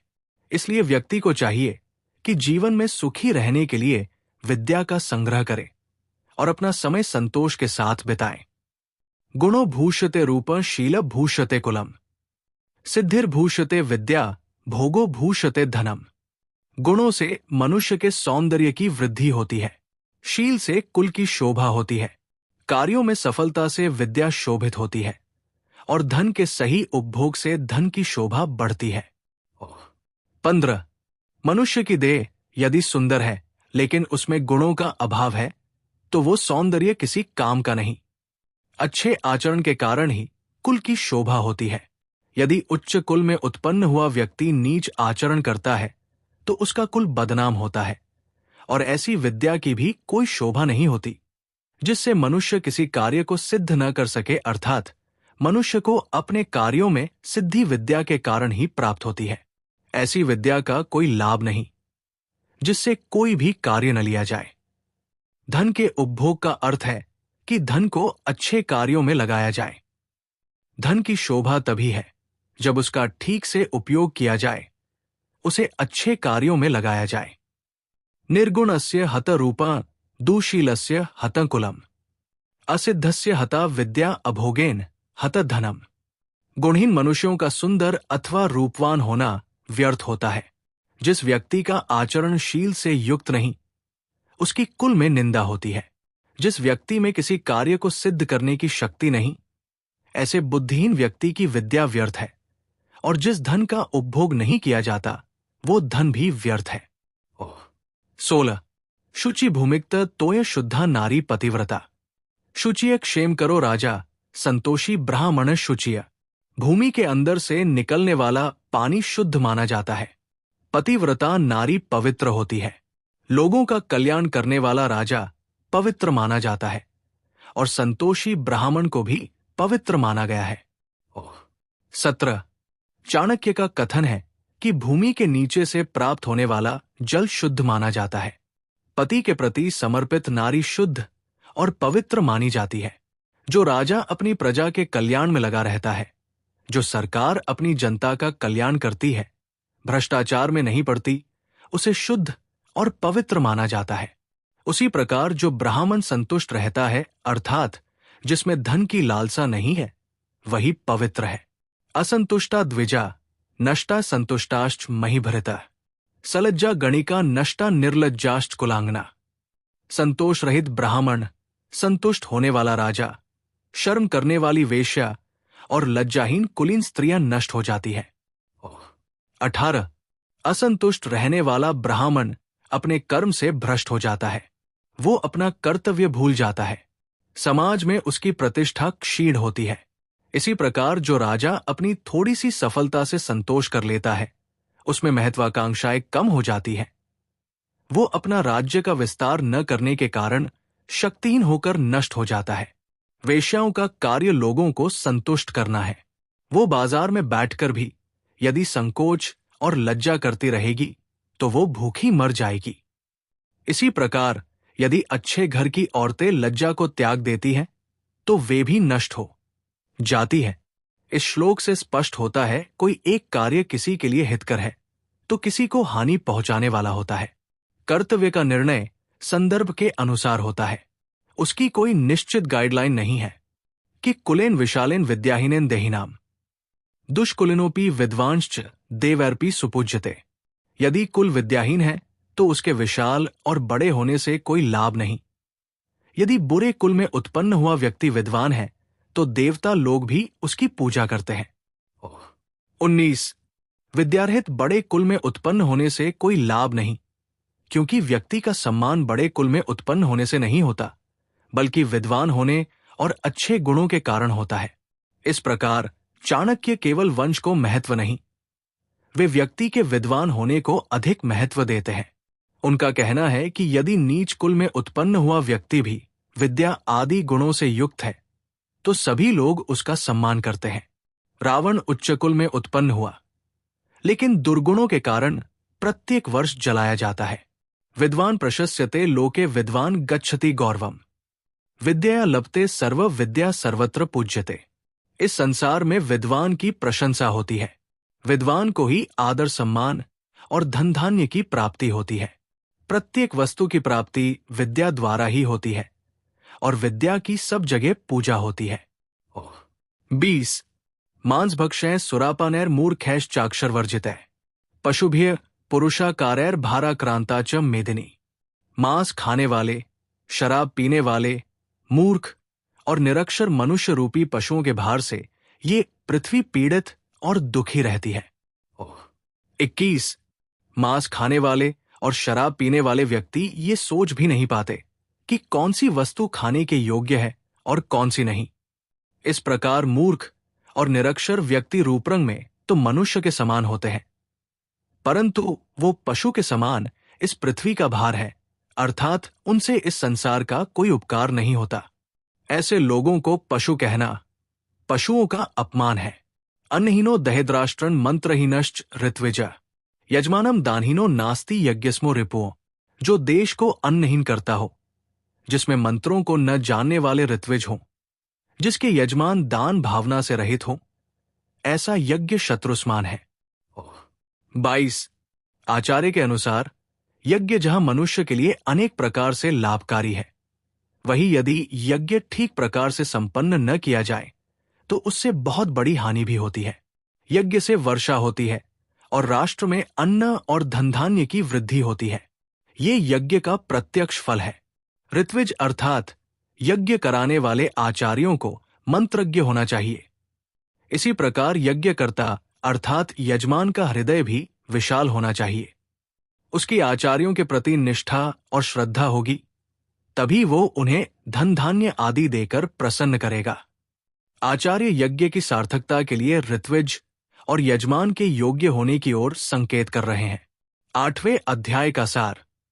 चाणक्य ने इस अध्याय में शरीर की दृष्टि से एक समान दिखने वाले मनुष्यों का गुणों और प्रवृत्ति के अनुसार विभाजन किया है। स्वभाव और प्रवृत्ति ही व्यक्ति को उत्तम, मध्यम और निम्न बनाती है।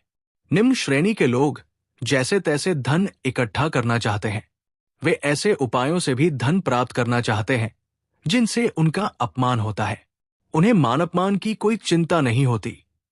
मध्यम श्रेणी के लोग मान सम्मान के साथ साथ धन इकट्ठा करना चाहते हैं, परंतु उत्तम श्रेणी के लोग केवल मान सम्मान को ही महत्व देते हैं। धन उनके लिए गौण होता है, मुख्य नहीं। चाणक्य कहते हैं कि व्यक्ति जिस प्रकार का भोजन करता है, जैसा अन्न खाता है, उसकी संतान भी वैसी ही होती है। यह संकेत है कि भोजन केवल स्वाद या पेट भरने की दृष्टि से ही महत्वपूर्ण नहीं है, ये मानव जाति के भविष्य को भी निर्धारित करता है। चाणक्य ने 3 बातें मृत्यु के समान कष्ट देने वाली बताई है। वृद्धावस्था में मनुष्य की पत्नी की मृत्यु होना, धन संपत्ति का दूसरों के हाथों में जाना और खान पान के लिए दूसरों पर आश्रित रहना। इनमें से 2 का अनुभव तो किसी भी अवस्था के व्यक्ति को हो सकता है, लेकिन एक का संबंध विशेष अवस्था से है। इस ओर संकेत करके आचार्य ने जीवन के कटु सत्य को उजागर किया है। इससे उस अवस्था में पुरुष की निरीहता भी प्रकट होती है। चाणक्य ने व्यक्ति के विचारों और उसकी भावना को अधिक महत्वपूर्ण बताया है। उन्होंने कहा है कि लकड़ी, पत्थर और धातु की मूर्तियों की यदि शुद्ध भावना और श्रद्धा से पूजा की जाए तो सब कार्य पूर्ण हो जाते हैं। इन मूर्तियों में भगवान का वास उस रूप में नहीं होता जैसा कि लोग मानते हैं। मनुष्य की उच्च भावनाएं अथवा विचार ही मूर्ति को माध्यम बनाकर पूजक का कल्याण करते हैं। 8वां अध्याय समाप्त होता है, जिसमें विद्या के महत्व और व्यक्ति की आंतरिक भावना की शक्ति पर जोर दिया गया है। 9वां अध्याय परिचय। जो ब्राह्मण धन की प्राप्ति के विचार से वेदों का अध्ययन करते हैं और जो क्षुद्र अर्थात नीच मनुष्यों का अन्न खाते हैं, वे विशीन सांप के समान कुछ भी करने में असफल होते हैं।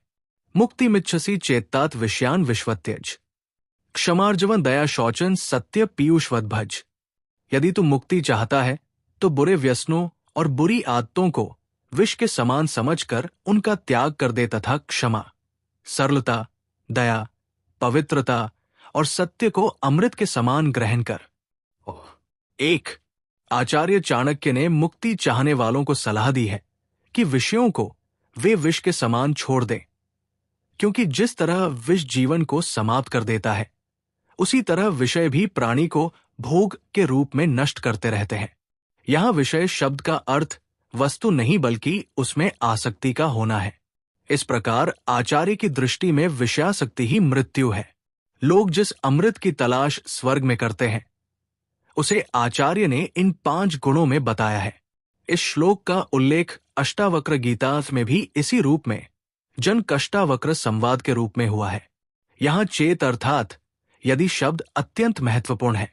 ऐसा कहने का तात्पर्य है कि यदि कोई मुक्त होने का संकल्प कर चुका है, वैसे प्राय हम बंधन में आनंदित होते रहते हैं, बंधन में सुरक्षा महसूस करते हैं। परस्परस्य मर्माणि ये भाषन्ते नराधमा ते विल्य यान्ति वल्मी कोदर सर्पवत। जो लोग एक दूसरे के भेदों को प्रकट करते हैं, वे उसी प्रकार नष्ट हो जाते हैं जैसे बाबी में फंसकर सांप नष्ट हो जाता है। 2. अपमानित करने के विचार से अपने मित्रों के रहस्यों को प्रकट करने वाले उसी प्रकार नष्ट हो जाते हैं जिस प्रकार बाबी में घुसा हुआ सांप बाहर नहीं निकल पाता और बाबी के अंदर ही दम घुटने से मर जाता है। ऐसे लोग न घर के रहते हैं न घाट के। गंधे सुवर्णे फलम इक्षुदंडे नाकारी पुष्पंच खलु चंदनस्य। विद्वान धनाढ़्यश्च नृपैश्च दीर्घायुव धातु पूरा कोपी न बुद्धि दोभूत। ब्रह्मा ने सोने में सुगंध और ईख के पौधे में फल उत्पन्न नहीं किए और निश्चय ही चंदन के वृक्ष में फूल भी पैदा नहीं होते। इसी तरह विद्वान व्यक्ति को अधिक धनी और राजा को अधिक लंबी आयु वाला नहीं बनाया। उससे ऐसा लगता है कि प्राचीन काल में प्रभु को बुद्धि देने वाला कोई नहीं था। 3. श्रेष्ठ वस्तु को प्रत्येक व्यक्ति चाहता है। यही चाह उसे उस वस्तु से दूर कराती है जिसे प्राप्त करने के लिए उसने कठोर श्रम किया है, क्योंकि उसमें भी उसे कमी नजर आने लगती है। ऐसे असमंजस की स्थिति को ही आचार्य ने यहां प्रस्तुत करने का प्रयास किया। यदि सोने में सुगंध भी होती तो उसका मूल्य और भी बढ़ जाता। इस यदि के संदर्भ में ही लोगों की ओर से आचार्य यहां सृष्टि रचयिता को उल्हाना दे रहे हैं, उसकी बुद्धि को कोस रहे हैं। लेकिन यदि ऐसा हो जाता जैसी लोगों की चाह है, तो वैसा न होने की कामना लोग करते, क्या ये सच नहीं है? सर्वेषामोषधीनाम अमृता प्रधाना सर्वेषु सौख्येन वशन प्रधानम सर्वेन्द्रियाणा नयन प्रधान सर्वेषु गात्रेषु शिरः प्रधानम। सभी प्रकार की औषधियों में अमृत सबसे प्रमुख औषधि है। सुख देने वाले सब साधनों में भोजन सबसे प्रमुख है। मनुष्य की सभी इंद्रियों में आंखें सबसे प्रधान और श्रेष्ठ है तथा शरीर के सभी अंगों में मनुष्य का सिर सर्वश्रेष्ठ है। 4. कुछ व्यक्तियों ने इस श्लोक में आए हुए अमृता शब्द का अर्थ गिलोय से भी किया है।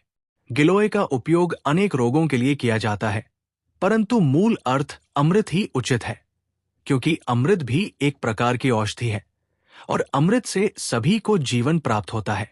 मनुष्य के पास धन आदि सभी सुख के साधन हैं, परंतु जब तक वो भोजन नहीं करता तब तक उसे पूर्ण सुख प्राप्त नहीं होता। इसलिए भोजन को सब सुखों में प्रधान माना गया है। मनुष्य अनेक इंद्रियों से युक्त है। वो सुनता है, स्पर्श करता है, चखता है, अनुभूति करता है, परंतु यदि वो देख नहीं सकता तो उसे इंद्रियों से पूर्ण सुख प्राप्त नहीं होता। इसलिए आंखों को सब इंद्रियों में प्रधान बताया गया है। इसी प्रकार शरीर के सभी अंगों में मनुष्य का सिर प्रधान है, उसी को सभी अंगों में श्रेष्ठ माना गया है। मस्तिष्क का महत्व सर्वविदित है। दूतो न संचरती खेन चलेच्च वार्ता पूर्वा न जल्पित मिद न च संगमोस्ति द्योमनि स्थित रविष्य ग्रहण प्रशस्तन जानाति यो द्विजवर है स कथन विद्वान। आकाश में किसी दूत का जाना संभव नहीं और वहां किसी से किसी प्रकार की बातचीत भी नहीं हो सकती, परंतु जिस श्रेष्ठ ब्राह्मण ने आकाश में सूर्य और चंद्रमा के ग्रहण की बात बताई है, उसे विद्वान क्यों न माना जाए। 5. विद्यार्थी सेवकः पांथे क्षुधार्तो भय कातरः भांडारी प्रतिहारी च सप्त सुप्तान प्रबोध्येत। विद्यार्थी, सेवक, मार्ग में चलने वाला पथिक, यात्री, भूख से पीड़ित, डरा हुआ व्यक्ति और भंडार की रक्षा करने वाला द्वारपाल यदि अपने कार्यकाल में सो रहे हों तो इन्हें जगा देना चाहिए। 6. यदि विद्यार्थी सोता रहेगा तो विद्या का अभ्यास कैसे करेगा? मालिक यदि सेवक को सोता देख लेगा तो उसे नौकरी से पृथक कर देगा। यदि यात्री रास्ते में सो जाएगा तो या तो उसकी चोरी हो जाएगी अथवा उसकी हत्या कर दी जाएगी।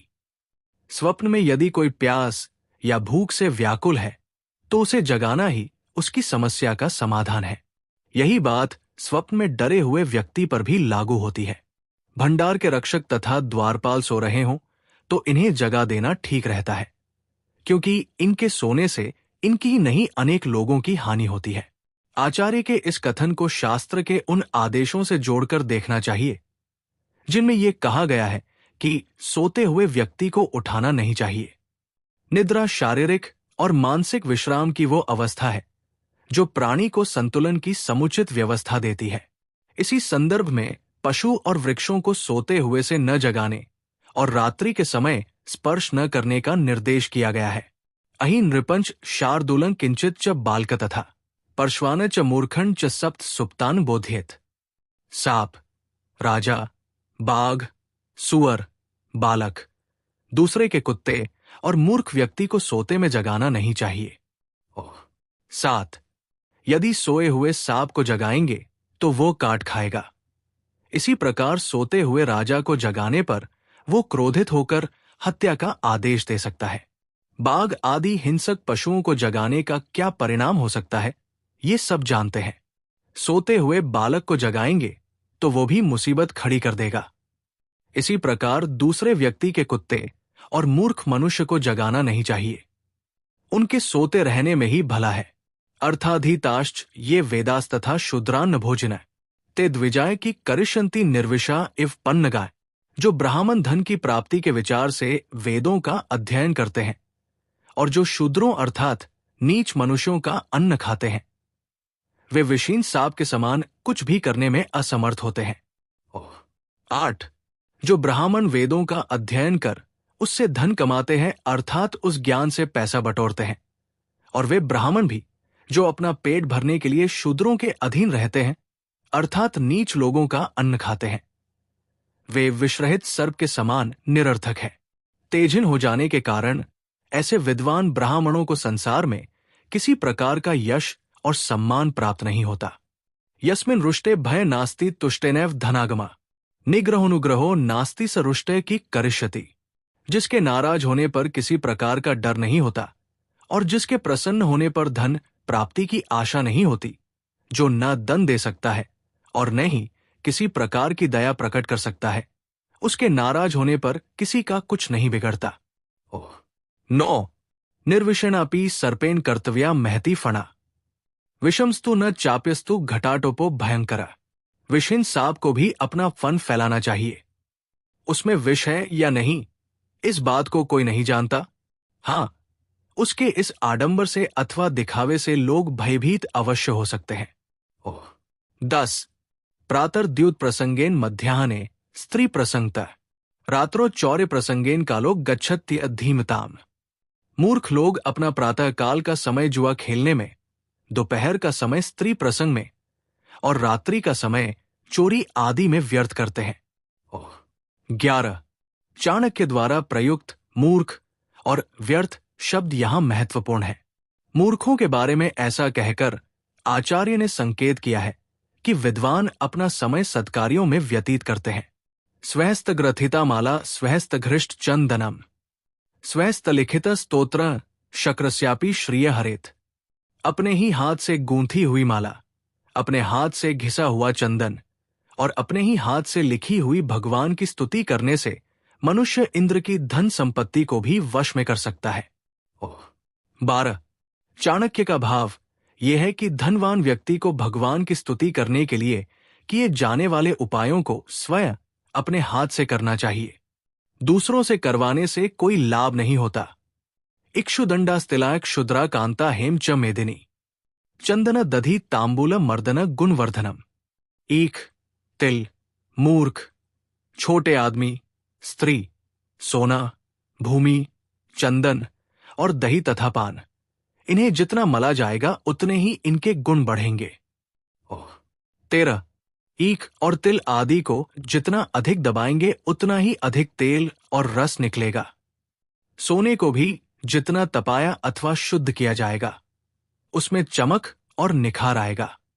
भूमि में जितना अधिक हल चलाया जाएगा उतना ही अधिक उससे अन्न की उत्पत्ति होगी।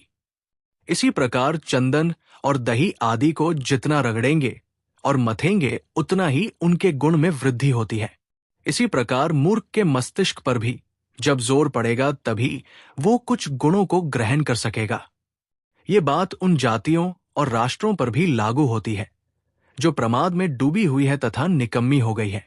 जिन्होंने संघर्ष किया वो उन्नत और विकसित है। दरिद्रता धीरतया विराजते कुवस्त्रता शुश्रुत्या विराजते कदन्नता चोष्णत्या विराजते कुरूपता शीलतया विराजते। दरिद्र अवस्था में यदि व्यक्ति धैर्य नहीं छोड़ता तो निर्धनता कष्ट नहीं देती। साधारण वस्त्र को यदि साफ रखा जाए तो वो भी अच्छा लगता है। यदि सामान्य भोजन जिसे पौष्टिक न माना जाए भी ताजा और गर्म गर्म खाया जाए तो अच्छा लगता है। इसी प्रकार सुशीलता आदि गुणों के होने पर कुरूपता बुरी नहीं लगती। 14 आचार्य के अनुसार व्यक्ति में यदि गुण है तो उसके दोषों की ओर कोई ध्यान नहीं देता। वस्त्र भले ही सस्ता हो लेकिन स्वच्छ होना चाहिए। भोजन भले ही साधारण हो किंतु उचित ढंग से उसे यदि पकाया और परोसा जाए तो वो भी रुचिकर लगता है। अर्थ यह है कि व्यक्ति में गुणों की प्रधानता होनी चाहिए, दिखावे की नहीं। 9वें अध्याय का सार। चाणक्य ने मनुष्य को जीवन का लक्ष्य बताते हुए कहा है कि जो व्यक्ति संसार से मुक्त होना चाहते हैं उन्हें विषय वासनाओं का त्याग विष के समान कर देना चाहिए, अर्थात बेहिचक। जो नीच मनुष्य दूसरों के प्रति घृणा के कारण कठोर बात बोलते हैं वे नष्ट हो जाते हैं, कोई भी उनका सम्मान नहीं करता। चाणक्य संसार की विचित्र धारणा को व्यक्त करते हुए बताते हैं कि सोने में सुगंध नहीं होती, ईख पर फल नहीं लगता, चंदन के वृक्ष पर फूल नहीं लगते, विद्वान व्यक्ति के पास धन नहीं होता और राजा को प्राय अधिक आयु नहीं मिलती। ये बातें देखकर ऐसा लगता है कि परमेश्वर ने ये काम करते हुए बुद्धि का सहारा नहीं लिया, अर्थात भूल तो किसी से भी हो सकती है। काश परमात्मा ने ऐसा किया होता। चाणक्य कहते हैं कि अमृत सबसे उत्तम औषधि होती है क्योंकि इससे मृत्यु, रोग से मुक्ति मिल जाती है। सबसे बड़ा सुख भोजन की प्राप्ति है। ज्ञानेंद्रियों में सबसे उत्तम आँख है और शरीर के अंगों में सबसे श्रेष्ठ मनुष्य का सिर है। ब्राह्मण की विद्वत्ता बताते हुए चाणक्य का कथन है कि आकाश में कोई गया नहीं, सूर्य चंद्रमा तक कोई पहुंचा नहीं, परंतु जिस विद्वान ब्राह्मण ने उनकी गति, उनके ग्रहण से संबंधित ज्ञान दिया है और भविष्यवाणी की है, उसे विद्वान मानने में संकोच नहीं करना चाहिए। अर्थात पृथ्वी पर बैठे बैठे जिसने इन आकाशीय घटनाओं का पूरी तरह से सही आकलन कर लिया, वो अवश्य सराहना के योग्य है। चाणक्य ने अनेक स्थानों पर कहा है कि व्यक्ति को संसार में सतर्क होकर जीवन बिताना चाहिए। विद्यार्थी, नौकर, यात्री और भूख से दुखी, डरा हुआ व्यक्ति और द्वाररक्षक, इन्हें सदा जागते रहना चाहिए। यदि इन्हें सोता देखें तो इन्हें जगा दें, लेकिन राजा, सांप, बाघ, जंगली सुअर और दूसरे का कुत्ता तथा मूर्ख व्यक्ति यदि सोए पड़े हों तो इन्हें जगाना नहीं चाहिए। ये सोए ही हितकारी है। इस अध्याय में आचार्य चाणक्य ने ब्राह्मणों के संबंध में कहा है कि उन्हें पतित लोगों से किसी प्रकार की सहायता नहीं लेनी चाहिए क्योंकि ऐसे लोगों के स्वार्थ भी तुच्छ ही होते हैं। समय आने पर उनकी पूर्ति में सहयोग करना और न करना दोनों ही स्थितियां दुविधा वाली है। सहयोग करने पर नैतिकता की हानि होती है तथा न करने पर कृतघ्न होने का आभास होता है। आचार्य का कहना है कि मनुष्य को अपना वास्तविक स्वभाव नहीं छोड़ना चाहिए, अर्थात यदि सांप विषरहित है तो भी उसे अपने पर आक्रमण करने वाले को डराने के लिए फन फैलाते रहना चाहिए। इसका अर्थ यह है कि आडंबर से भी दूसरे व्यक्तियों को प्रभावित किया जा सकता है। किसी संत द्वारा सर्प को दिया गया ये उपदेश सभी ने पढ़ा सुना होगा कि फुफकारना जरूर चाहिए, भले ही डंसने का मन न हो। मूर्खों को इस बात का ज्ञान नहीं होता कि किस समय कौन सा कार्य किया जाए। वो प्रातःकाल ही जुआ आदि खेलने लगते हैं। दोपहर का समय भोगविलास और रात्रि का समय चोरी आदि बुरे कामों में बिताते हैं। ये तीनों कार्य धर्म और कानून दोनों दृष्टि से निषिद्ध है। इनसे धन और सम्मान की हानि होती है। सबसे बढ़कर इनसे आत्मा का पतन होता है। चाणक्य का कहना है कि प्रभु की उपासना व्यक्ति को स्वयं करनी चाहिए। जिस प्रकार भूख प्यास तभी शांत होती है जब आप स्वयं भोजन खाते और पानी पीते हैं, उसी प्रकार आपके द्वारा किए गए शुभ कर्म, ईश्वर उपासना आदि तभी पूरी तरह से फल देता है जब आप उसे स्वयं करें। व्यक्ति को कष्टों में धैर्य रखना चाहिए। धैर्य से कष्ट उतने दुखदायी प्रतीत नहीं होते जितने धैर्य न होने पर। अनुभव में तो ये भी आया है कि धैर्य दुख को कम ही नहीं करता बल्कि सुख को भी साथ के साथ उजागर कर देता है। ऐसे में दुख रहता ही नहीं है। श्री कृष्ण ने गीता में धैर्यशील को अमृतत्व का अधिकारी माना है। यो धीरः स अमृतत्वाय कल्पते। इस प्रकार मनुष्य का सबसे सर्वाधिक महत्वपूर्ण गुण है धैर्य। 10वां अध्याय, परिचय। भाग्य अथवा प्रभु की महिमा अपरंपार है। उसके कारण एक निर्धन भिखारी पल में राजा बन सकता है और राजा को कंगाल होना पड़ता है। धनहीनो न हीनश्च धनिकः सुनिश्चितः, विद्यारत्नेन यो हीनस हीनस सर्ववस्तुषु। धन से हीन मनुष्य दीनहीन नहीं होता यदि वो विद्या धन से युक्त हो तो, परंतु जिस मनुष्य के पास विद्या रूपी रत्न नहीं है वो सभी चीजों से हीन माना जाता है। 1. दृष्टिपूत न्यसेत पाद वस्त्रपूत पिबेत जलम, शास्त्रपूत वदेद वाक्य मने पूत समाचरेत। भली प्रकार आंख से देखकर मनुष्य को आगे कदम रखना चाहिए, कपड़े से छानकर जल पीना चाहिए, शास्त्र के अनुसार कोई बात कहनी चाहिए और कोई भी कार्य मन से भली प्रकार सोच समझकर करना चाहिए। 2. आचार्य के अनुसार मनुष्य को सोच समझकर उचित कार्य करना चाहिए। किसी कार्य को करने से पहले ये भली प्रकार जांच परख ले कि वो व्यवहार और शास्त्र से विरुद्ध तो नहीं है। सदैव सावधान और सचेत रहकर प्रत्येक कार्य को करने की सलाह यहां दी गई है। जल के प्रति की गई असावधानी अनेक रोगों की उत्पत्ति कर सकती है। सुखार्थी व त्यजेत विद्या, विद्यार्थी व त्यजेत सुखम। सुखार्थिन कुतो विद्या, विद्यार्थिन कुतो सुखम। यदि सुख की इच्छा हो तो विद्या अध्ययन का विचार छोड़ देना चाहिए, और यदि विद्यार्थी विद्या सीखने की इच्छा रखता है तो उसे सुख और आराम का त्याग कर देना चाहिए, क्योंकि सुख चाहने वाले को विद्या प्राप्त नहीं हो सकती, और जो विद्या प्राप्त करना चाहता है उसे सुख नहीं मिल सकता। 3. चाणक्य का विश्वास है कि विद्या प्राप्ति के समय विद्यार्थी को सुख सुविधाओं की आशा नहीं करनी चाहिए। कठोर तप से ही विद्या की प्राप्ति हो सकती है। यदि विद्यार्थी विद्या में पारंगत होना चाहता है तो उसे निरंतर अभ्यास करना पड़ता है, जो सुख से नहीं हो सकता है। क्या कठिनता से मिलने वाली कोई भी वस्तु मूल्यवान नहीं होती? आत्म विद्यार्थी को सुख की आशा ही छोड़ देनी चाहिए, अन्यथा उसे विद्या प्राप्त नहीं हो सकती। भोग और ज्ञान परस्पर विरोधी है। कवय कि न पश्यन्ति कि न कुर्वन्ति योषिता, मत पाए कि न जलपन्ति कि न भक्षन्ति वायसाएं। कवि अपनी कल्पना से क्या नहीं देख सकते, अर्थात सभी कुछ देख सकते हैं, और स्त्रियां क्या नहीं कर सकती, वे सभी प्रकार की मनमानी कर सकती हैं। नशे में चूर व्यक्ति क्या नहीं बोल सकता, अर्थात कुछ भी बोल सकता है, और कौआ क्या नहीं खाता। 4. आचार्य ने कवि शब्द का प्रयोग यहां ऋषि और कवि दोनों अर्थों में किया है। कहा जाता है, जहां न पहुंचे रवि वहां पहुंचे कवि, और ऋषि उसे कहते हैं जो मंत्रों का साक्षात्कार करता है। ऋषियों मंत्र द्रष्टार।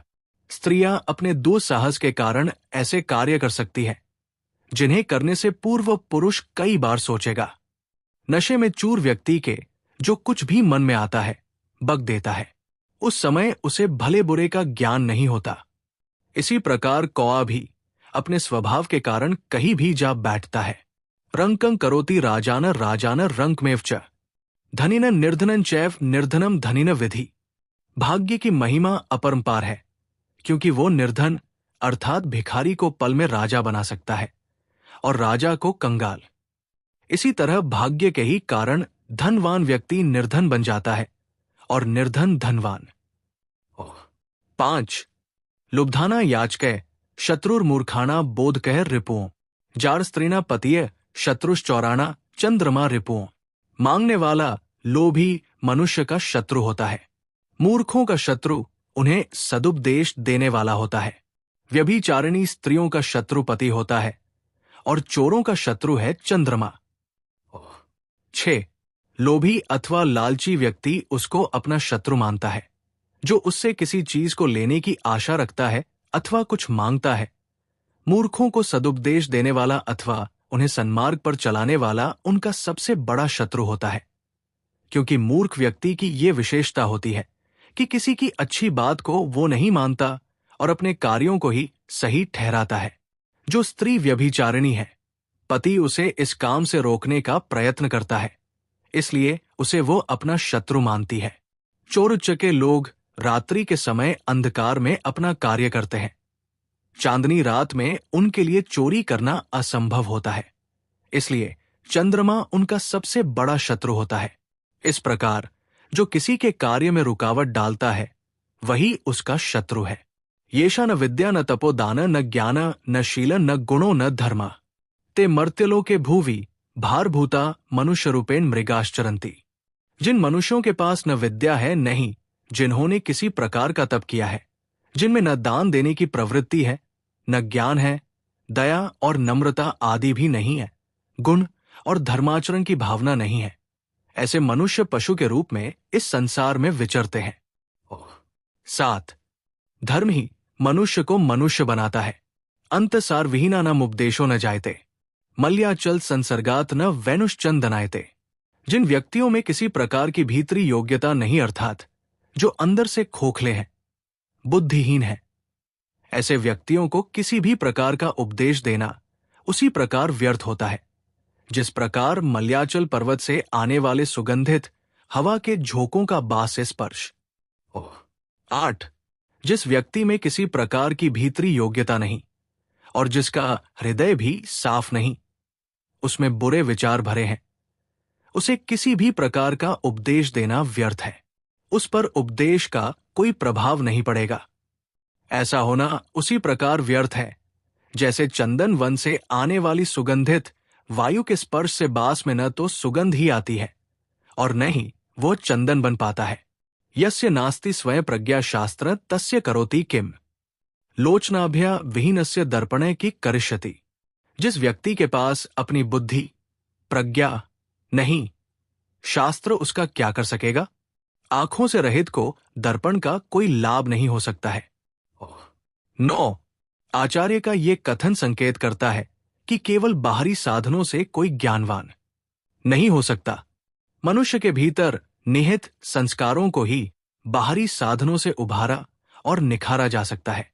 खेत में बीज ही न हो तो खाद आदि देने से फसल नहीं उगती। कभी कभी तो उल्टा ही होता है। इच्छित फसल को पाने के लिए किए गए उर्वरकों के प्रयोग से ऐसी हानि कर फसल लहलहाने लगती है जिसकी किसी ने कभी कल्पना ही नहीं की होती। दुर्जन सज्जनम कर्तुम उपायो नहीं भूतले, अपान श्रद्धा धौत न श्रेष्ठ मिंद्रियन भवेत। इस संसार में ऐसा कोई उपाय नहीं जिससे दुर्जन व्यक्ति को सज्जन बनाया जा सके, बिल्कुल उसी तरह जिस प्रकार गुदा को चाहे सैकड़ों प्रकार से और सैकड़ों बार धोया जाए फिर भी वो श्रेष्ठ अंग नहीं बन सकती। 10 आत्मद्वेषाद भवेन मृत्यु परद्वेषाद धनक्षय, राजद्वेषाद भवेन नाशो ब्रह्मद्वेषाद कुलक्षय। जो मनुष्य अपनी ही आत्मा से द्वेष रखता है वो स्वयं को नष्ट कर लेता है। दूसरों से द्वेष रखने से अपना धन नष्ट होता है। राजा से वैरभाव रखने से मनुष्य अपना नाश करता है और ब्राह्मणों से द्वेष रखने से कुल का नाश हो जाता है। 11 आत्मद्वेषात की जगह कहीं आप्तद्वेषात शब्द का भी प्रयोग किया गया है। इसे पाठभेद कहते हैं। आप्त का अर्थ है विद्वान, ऋषि, मुनि और सिद्ध पुरुष। आप्तस्तु यथार्थ वक्ता, जो सत्य बोले वो आप्त है। जो आत्मा के नजदीक है वही आप्त है। इस दृष्टि से इस श्लोक के दोनों रूप सही है। जो बिना किसी लागल पेट के निष्पक्ष भाव से बोले वो आप्त है। आत्मा की आवाज और आप्तवाक्य एक ही बात तो है, क्योंकि शास्त्रों में कहा गया है कि मनुष्य अपना ही सबसे बड़ा मित्र है और शत्रु भी। इसी प्रकार आप्त अर्थात विद्वानों और सिद्ध पुरुषों से द्वेष रखने वाला व्यक्ति भी नष्ट हो जाता है। वर वन व्याघ्र जेन्द्र सेवित द्रुमाल्य पत्र फ्लाम्बु भोजन, त्रिनेषु शय्या सज्जीर्ण वल्कलन न बंधु मध्य धनहीन जीवन। भले ही मनुष्य सिंह और बाघ आदि हिंसक जानवरों से युक्त वन में निवास करे, किसी पेड़ पर अपना घर बना ले, वृक्षों के पत्ते और फल खाकर तथा पानी पीकर गुजारा कर ले, तिनकों की शैया पर सो ले, फटे पुराने वृक्षों की छाल के कपड़े पहन ले, परंतु अपने भाई बंधुओं में धन से रहित अर्थात दरिद्र बनकर जीवन न बिताए। 12 इस श्लोक से ये बात भली प्रकार स्पष्ट होती है कि निर्धनता एक प्रकार का अभिशाप है। चाणक्य का मानना है कि व्यक्ति अन्य सभी प्रकार के कष्ट सहन कर सकता है, परंतु निर्धनता के कारण अपने सगे संबंधियों द्वारा किए जाने वाले अपमान को सहन नहीं कर सकता। निर्धन को कौन अपना मानता है? विप्रो वृक्ष तस्य मूलन च संध्या वेदाय शाखा धर्म कर्माणि पत्रम, तस्मान मूल यत्न तो रक्षणीय छिन्ने मूले नैव शाखा न पत्रम। ब्राह्मण एक वृक्ष के समान है और संध्या अर्थात प्रभु की उपासना और आराधना उसकी जड़ है। वेद उसकी शाखाएं हैं और धर्म कर्म उसके पत्ते हैं। इसलिए यत्नपूर्वक जड़ की रक्षा करनी चाहिए, क्योंकि जड़ के नष्ट हो जाने पर न शाखाएं रहेंगी न ही पत्ते। 13 ब्राह्मण एक वृक्ष के समान है। प्रातः और सायं 2 कालों के बीच में जो समय पड़ता है उसे संधि बेला कहते हैं। उस समय ब्राह्मण प्रभु की पूजा व उपासना करता है। ये उसका आवश्यक कर्म है। ये ब्राह्मण रूपी वृक्ष के फलने फूलने की जड़ें हैं अथवा आधार है। वेद का ज्ञान उस वृक्ष की शाखाएं हैं। उसके धर्मानुकूल अच्छे कार्य उसके पत्ते के समान हैं। इसलिए यत्नपूर्वक उस वृक्ष के मूल की रक्षा करनी चाहिए। मूल की रक्षा से ही वृक्ष फलता फूलता है। यदि जड़ ही नष्ट हो जाएगी तो वृक्ष कैसे बचेगा? आचार्य यहां कहते हैं कि प्रत्येक ब्राह्मण को संध्या करनी ही चाहिए। इसी से वो ब्रह्मा बल को प्राप्त करता है। माता च कमला देवी पिता देवो जनार्दन बांधवा विष्णु भक्ताश्च स्वदेशो भुवनत्रयम्। कमला देवी अर्थात लक्ष्मी जिसकी माता है और सर्वव्यापक श्री विष्णु जिसके पिता है, प्रभु के भक्त जिसके भाई बंधु हैं। ऐसे पुरुष के लिए तीनों लोक अपने ही देश के समान हैं। 14 एक वृक्ष समारूढ़ा नाना वर्णा विहंगमाय प्रभाते दशसु दिक्षु तत्र का परिवेदना। रात्रि के समय अनेक रंगरूप वाले पक्षी एक वृक्ष पर आकर बैठते हैं। प्रातः काल के समय वे सभी 10 दिशाओं में उड़ जाते हैं। ऐसे में क्या शोक करना। 15 इस संसार रूपी परिवार में अनेक बंधु बांधव और रिश्तेदार उसी तरह आकर मिलते हैं जिस प्रकार सायंकाल होते ही अनेक तरह के पक्षी बसेरा लेने के लिए एक पेड़ पर आ बैठते हैं और समय आने पर अर्थात सूर्य उदय होने पर वे विभिन्न दिशाओं में चल देते हैं। इसी प्रकार एक परिवार में इकट्ठे हुए बंधु बांधव भी समय आने पर बिछुड़ जाते हैं। इसलिए उनके संबंध में किसी प्रकार का शोक करना उचित नहीं है। बुद्धिर्यस्य बलम तस्य निर्बुद्धिस्तु कुतो बलम। वने सिंहो मदोन्मत्तः शशकेन निपातितः। जिसके पास बुद्धि अर्थात ज्ञान है उसके पास ही बल होता है। बुद्धिहीन व्यक्ति के पास बल कहा। जंगल में अपनी शक्ति के मद में मस्त सिंह को एक खरगोश ने मार डाला। ये इसी का प्रमाण है। 16 पंचतंत्र में भी इस कथा का उल्लेख है जिसमें छोटे से खरगोश ने अपनी बुद्धि के बल से बलवान सिंह को भी मरने को विवश कर दिया। बुद्धिमान व्यक्ति अपने बल का तो सही उपयोग करता ही है, वो दूसरे के बल को भी अपने अनुसार प्रयोग करने में सफल हो जाता है। का चिंता मम जीवने यदि हरिर विश्वंभरो गीयते नो चेदगर्भक जीवनाय जनि स्तन्य कथन निर्मयत इत्यालोच्य मूर द्रुते लक्ष्मीप्ते केवल त्वत्पादाम बुजसेवनेन सत्त कालो मया नियते। यदि भगवान विष्णु को सारे संसार का पालन पोषण करने वाला कहा गया है तो मुझे इस जीवन में किसी बात की चिंता करने की आवश्यकता नहीं। यदि भगवान विष्णु न होते तो गर्भ में स्थित बालक के जीवन के लिए माता के स्तनों में दूध कहां से आता। बार बार इस तरह का विचार करके है तीनों लोकों के स्वामी मैं आपके चरण कमलों की सेवा करते हुए अपना जीवन व्यतीत कर रहा हूं। 17 भाव यह है कि सृष्टिकर्ता परमेश्वर ही सबका भरण पोषण करता है। ऐसी स्थिति में मनुष्यों को किसी बात की चिंता नहीं करनी चाहिए, क्योंकि जो बालक गर्भ में है उसके पालन पोषण के लिए माता के स्तनों में दूध पहले ही उत्पन्न हो जाता है। यदि ऐसा है तो चिंता किस बात की। हां, परमेश्वर का स्मरण करते हुए उसके प्रति अपनी कृतज्ञता का भाव अवश्य प्रकट करना चाहिए। गीर्वाण वाणीषु विशिष्ट बुद्धिस्तथापि भाषांतरलोलुपोहम यथा सुराणामृते स्थितेपि स्वर्गांगना नाम धरास्वे रुचिया। संस्कृत के अतिरिक्त मैं दूसरी भाषाओं का भी लोभी हूं।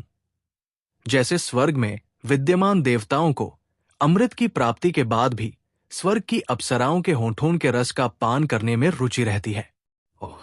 18 चाणक्य ने इस श्लोक में संस्कृत भाषा का विशेष आदर करते हुए ये संकेत दिया है कि अन्य भाषाओं को भी सीखना चाहिए। उनका मानना है कि यद्यपि संस्कृत में समस्त रसों का स्वाद है, लेकिन अन्य भाषाओं का स्वाद भी विद्वान को चखना चाहिए, क्योंकि उनका भी अपना एक स्वाद है। उसमें तत्संबंधी संस्कृति और चिंतन की झलक और खुशबू मिलती है। अन्ना 10 गुण पिष्टन पिष्टाद 10 गुण पय पैसोष्ट गुण मांसम मांसाद 10 गुण घृतम। अन्न से 10 गुना अधिक शक्ति उसके आटे में है, आटे से 10 गुना अधिक शक्ति दूध में है, दूध से 8 गुना अधिक शक्ति मांस में है और मांस से 10 गुना अधिक शक्ति घी में है। 19 शाकेन रोगा वर्धन्ते पैसा वर्धते तनो घृतेन वर्धते वीर्य मांसात मांस प्रवर्धते। साग खाने से रोग बढ़ते हैं, दूध से शरीर मोटा होता है, घी से वीर्य की वृद्धि होती है और मांस से मांस बढ़ता है। 20 साग से रोग बढ़ना संकेत करता है कि अधिकांश लोग उसे भली प्रकार धोकर प्रयोग में नहीं लाते, इसलिए निरंतर उसका सेवन करने से रोगों की वृद्धि होती है। दूध से शरीर बढ़ता है। बालकों और किशोरों को दूध का सेवन करना चाहिए। घी का अधिक सेवन करने से वीर्य की वृद्धि होती है। कम मात्रा से ज्यादा ऊर्जा। मांस खाने से शरीर का मांस बढ़ता है। मोटापे से पीड़ित व्यक्ति को इसके सेवन से बचना चाहिए। इस प्रकार चाणक्य के अनुसार घी इन सब वस्तुओं में श्रेष्ठ माना गया है, जिससे बल और वीर्य दोनों की वृद्धि होती है। 10वें अध्याय का सार। चाणक्य ने विद्या रूपी धन को सब धनों में श्रेष्ठ माना है। उनका कहना है कि जिस मनुष्य के पास विद्या रूपी धन नहीं, वो सब कुछ होते हुए भी हीन है। पहले सोचें फिर करें। चाणक्य ऐसा करने की सलाह देते हैं। करने के बाद सोचने का तो कोई अर्थ ही नहीं है। विद्यार्थी के कर्तव्य की ओर ध्यान दिलाते हुए आचार्य फिर कहते हैं कि जो विद्यार्थी विद्या प्राप्त करना चाहता है, उसे सुख की अभिलाषा छोड़ देनी चाहिए। चाणक्य का मानना है कि व्यक्ति पुरुषार्थ के बावजूद भाग्य से ही निर्धन से धनी होता है। इस प्रकार जीवन में भाग्य की महत्वपूर्ण भूमिका है। नियति की गति को समझना ही बुद्धिमत्ता है। चाणक्य यहां फिर कहते हैं कि मनुष्य को विद्या रूपी धन प्राप्त करना चाहिए, दानशील होना चाहिए, धर्म से युक्त होना चाहिए, परंतु जिस मनुष्य में ऐसी कोई भी बात नहीं, वो पृथ्वी पर पशु के समान है और भाररूप है। व्यक्ति को अपनी भीतरी योग्यता का ज्ञान होना चाहिए। जिसमें भीतरी योग्यता नहीं और जो बुद्धिहीन है, वेद आदि शास्त्रों से भी उसका कल्याण नहीं हो सकता। चाणक्य कहते हैं कि दुष्ट व्यक्ति सदा दुष्ट ही रहता है, वो अपना स्वभाव कभी नहीं छोड़ता। अपने बंधु बांधवों, रिश्तेदारों में मनुष्य को निर्धन होकर अपना जीवन नहीं बिताना चाहिए। उसे चाहिए कि वो अपनी निर्धनता दूर करने का प्रयत्न करे। चाणक्य ने इस संसार के रंगढंग का वर्णन करते हुए कहा है कि जिस प्रकार सायंकाल के समय अनेक पक्षी एक वृक्ष पर आकर बसेरा लेते हैं और प्रातःकाल अपनी दिशाओं में उड़ जाते हैं, उसी प्रकार बंधु बांधव भी मनुष्य को संयोग से ही मिलते हैं। इसलिए उनके बिछुड़ने का मनुष्य को शोक नहीं करना चाहिए। ये तो प्रकृति का नियम है। चाणक्य मनुष्य की बुद्धि को ही उसका सबसे बड़ा सहायक मानते हैं। उनका मानना है कि जब परमेश्वर ही संसार का पालन करने वाला है, तो जीविका की